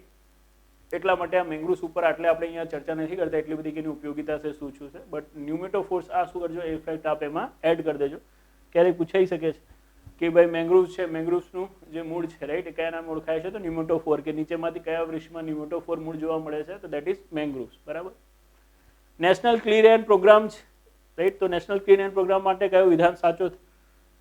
તો નેશનલ ક્લીન એર પ્રોગ્રામ હેઠળ છે કે ભાઈ 2017ના આધાર વર્ષ માનીને વાયુમાં પાર્ટિક્યુલેટ મેટર 2.5 અને પાર્ટિક્યુલેટ મેટર 10 નું 20 થી 30% કરવાનું લક્ષ્ય છે. રાઈટ. તો એ સાચું છે. સાથે સાથે નેશનલ ક્લીન એર પ્રોગ્રામ વાયુ પ્રદૂષણ રોકવા માટે વ્યાપક અને સમગ્ર રૂપે આપવામાં આપેલો 5 વર્ષીય કાર્યક્રમ છે. તો એ બી શું છે? સાચું છે. આ ફેક્ટને આપ યાદ રાખજો. રાઈટ. કે આનું ટાર્ગેટ અને સાથે સાથે 5 વર્ષનો શું છે? પ્રોગ્રામ છે. બંને આ શું છે? સાચા છે. નેશનલ ગ્રીન ટ્રિબ્યુનલ કયા મામલાના સંબોધનના મામલામાં ન્યાય નિર્ણય અધિનિયમ સાથે કરી શકે છે? મીન્સ કયા અધિનિયમના આધારે શું કરી શકે છે? જે નેશનલ ગ્રીન ટ્રિબ્યુનલ જે આપણા સિલેબસનો ભાગ બી છે, રાઈટ, એનો જ ક્વેશ્ચન છે કે કયા આધારે ન્યાય નિર્ણય કરી શકે છે? કયા કાયદાઓને લઈને આપ એમાં કેસ કરી શકો છો? કયા કાયદાઓના આધારે પોતાનો ચુકાદો આપતું હોય છે? તો મેં તમને બતાવ્યા હતા કે જેટલા બી એક્ટ્સ આપણે એક્ટવાળા લેક્ચરમાં લીધા હતા એ બધા એક્ટ્સને આપણે યાદ રાખવાનું હે ને. એન્વાયરમેન્ટ પ્રોટેક્શન એક્ટ હોય, રાઈટ, કે પછી જે air protection act, air pollution act હોય 1981નો, એન્વાયરમેન્ટ પ્રોટેક્શન એક્ટ હોય 1986નો, વોટર પોલ્યુશન એક્ટ હોય 1974નો, બાયોડાયવર્સિટી એક્ટ હોય 2002નો. આ બધા શું છે? એમાં સામેલ છે. રાઈટ. બટ શું નથી સામેલ? તો વાઇલ્ડ લાઇફ પ્રોટેક્શન એક્ટ 1972 નથી સામેલ. આના હેઠળ શું નહીં કરી શકતી? જે નેશનલ ગ્રીન ટ્રિબ્યુનલ છે ચુકાદો નથી આપી શકતી. તો આ હટી જશે, બાકી બધા આવશે. તો આન્સર આવશે 2 અને 3. ઓકે. નેક્સ્ટ છે આમાં કે નેશનલ ગ્રીન ક્લાઇમેટ ફંડના સંદર્ભમાં સાચું વિધાન ચકાસો. તો basically United nation framework convention for climate Change છે, રાઈટ. આને જ્યારે બની ત્યારે જ આ ગ્રીન ક્લાઇમેટ ફંડ એની શું કરવામાં આવી હતી? રચના કરવામાં આવી હતી. અને ગ્રીન ક્લાઇમેટ ફંડ હેઠળ, રાઈટ, આ ફિક્સ થયું હતું કે જેટલા બી વિકસિત દેશો છે, વિકસિત દેશો શું કરશે? એ પોતાનું એક ભંડોળ એકત્રિત કરીને યુએનએફસીસીને આપશે. જે યુએનએફસીસી શું કરશે? જે વિકાસશીલ દેશો છે, વિકાસશીલ દેશોને ગ્રીન એનર્જીના પ્લાન્ટ લગાવવામાં સહાય તરીકે આપશે. લીસ્ટ ડેવલપ કન્ટ્રીઝ છે એને સહાય તરીકે આપશે. સાથે સાથે જે નાના આઇલેન્ડિક કન્ટ્રી છે એને બી શું કરશે? સહાય તરીકે આપશે. સહાય તરીકે મતલબ અનુદાન તરીકે આપી શકે છે, ઇન્વેસ્ટમેન્ટ ત્યાં કરી શકે છે, ત્યાં સ્વચ્છ ઉર્જાના પ્લાન્ટ લગાવી શકે છે. ગ્રીન ક્લાઇમેટ ફંડ જે છે એ UNFCCC, united nation framework convention for climate change, આના હેઠળ જ રચ્યું છે. લાઇકવાઇઝ આપને ખબર હોય તો આ United nation framework convention for climate Change હેઠળ જ શું થયું છે? હવે પેરિસ એગ્રીમેન્ટ થયો છે અને એ પેરિસ એગ્રીમેન્ટ હેઠળ દર વર્ષે $100 બિલિયન શું કરવાનું છે? વિકસિત દેશોને આમાં આપવાનું છે ગ્રીન ક્લાઇમેટ ફંડમાં. જેનો ઉપયોગ શું કરશે? યુએનએફસીસી જે અવિકસિત દેશો છે અને વિકાસશીલ દેશો છે એને સ્વચ્છ ઉર્જાના પ્લાન્ટ લગાવવામાં મદદ તરીકે, એ લોકોને આઈએનડીસીને પૂરું કરવા માટેના મદદ તરીકે આપશે. તો આ યુએનએફસીસી ઉપર છે કે ભાઈ જે ગ્રીન ક્લાઇમેટ ફંડ છે એનો ઉપયોગ આ કેવી રીતે કરે છે, કયા દેશોને સહાય આપે છે, અને ખાસ કરીને અવિકસિત અને વિકાસશીલ દેશોને વધારે સહાય કરવામાં આવે છે. કોઈ બી રીતે કરી શકે છે. માત્ર ને માત્ર અનુદાન તરીકે થાય એવું જરૂરી છે નહીં, રાઈટ. તો આ બીજું ખોટું છે. બાકી આ શું છે? સાચું છે. અને આ બી શું છે? સાચું છે. તો આન્સર આવશે પહેલો અને ત્રીજો. પછી 37 નંબરનો છે કે તાનાલોવા ડાયલોગ શેનો હિસ્સો છે? તો બેઝિકલી તાનાલોવા ડાયલોગ આપને ખબર હોય તો કે યુએનએફસીસીની COP23 છે, ફિઝીમાં થઈ હતી. તો ફિઝીમાં જ COP23 જ્યારે થયો યુએનએફસીસીનો ત્યારે શું કર્યું? એમને વાતચીત માટેનો જે પેરિસ એગ્રીમેન્ટ છે 2020માં એનો આઈએનડીસી શું થાય? પૂરું થાય. મતલબ 2020થી જ્યારે પેરિસ એગ્રીમેન્ટ લાગુ થઈ રહ્યો છે તો બધા દેશો એના આઈએનડીસીને પૂરું કરવા માટે સક્ષમ હોય એના માટે વાર્તાનું સંમેલન માટેનો શું છે?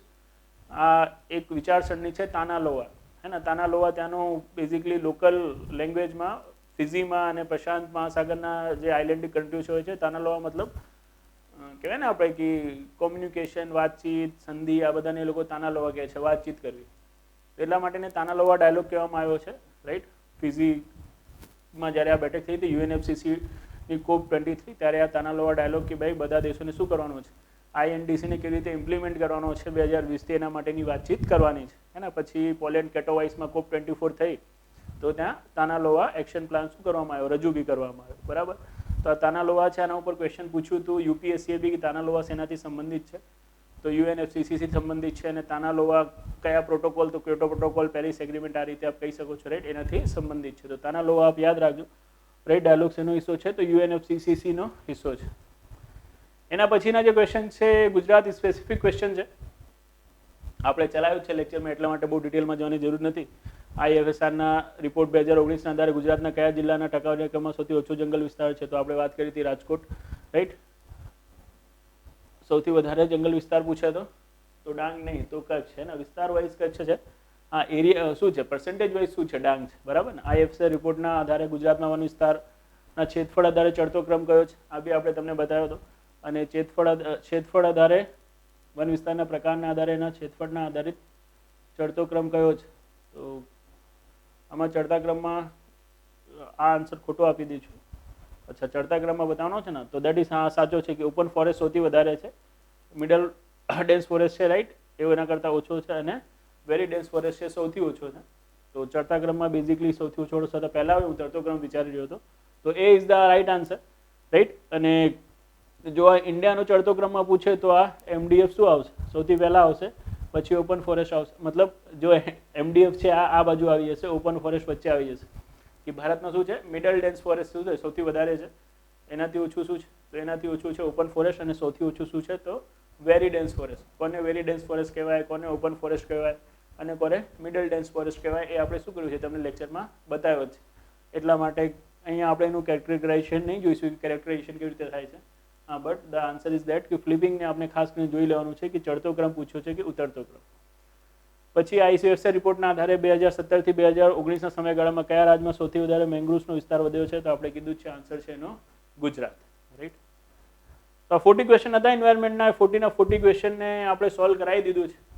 લાસ્ટના ક્વેશ્ચન થોડા ઝડપી સોલ્વ કરાયા યાર, કેમ કે બહુ લાંબુ થઈ રહ્યું હતું. આમાં તો નોલેજ એટલું બધું હોય કે જેટલું આપતા જાઓ એટલું ઘટતું જ જાય જીવનમાં, ઘટતું જ જાય. પણ જે ટેકનિકલ ટર્મ્સ છે એના ઉપર આપણે વધારે ફોકસ કરી દીધું, અને જે યાદ રાખવાની વસ્તુ હતી એ મેં તમને કીધું છે કે આને યાદ રાખજો, આ ફેક્ટ છે, આ ફેક્ટને યાદ રાખજો. આપણે જોયું હશે કે આ લેક્ચર્સથી ઘણા બધા નવા કોન્સેપ્ટ આપણે જાણવા મળ્યા હશે. આગળ બી આપણા 3 સોલ્યુશન આવવાના છે, પણ એ 3 સોલ્યુશન હવે યુટ્યુબમાં નહીં આવે. ફર્સ્ટ સોલ્યુશન હતું, અને ફર્સ્ટ સોલ્યુશન એટલા માટે આપણે યુટ્યુબમાં મૂક્યું કેમ કે ભાઈ લોકોને એવું ના લાગે કે આ ખાલી કેચ છે કે સોલ્યુશન કરાવીશ પછી કરાવતો નથી. આપણે કહેતા બી હોઈએ છીએ, કરાવતા બી હોઈએ છીએ ને, એક્સટેન્ટિવલી કરાવતા હોઈએ છીએ, મતલબ બહુ વિસ્તૃત રીતે કરાવતા હોઈએ છીએ. એટલા માટે કોઈ ટેન્શન ના લો. જે આપણે કીધું છે કે 4 સોલ્યુશન થશે, તો 4 સોલ્યુશન એન્વાયરમેન્ટના થશે, અને એઝ પર શેડ્યુલ થશે. ભલે RFO શું થઈ ગઈ છે, ડિલે થઈ ગઈ છે, પણ આપણે ટેસ્ટ સિરીઝનું જે શેડ્યુલ આપ્યું છે, શેડ્યુલમાં જ આપણે શું કરીશું, આ ટેસ્ટ સિરીઝ પૂરું કરીશું.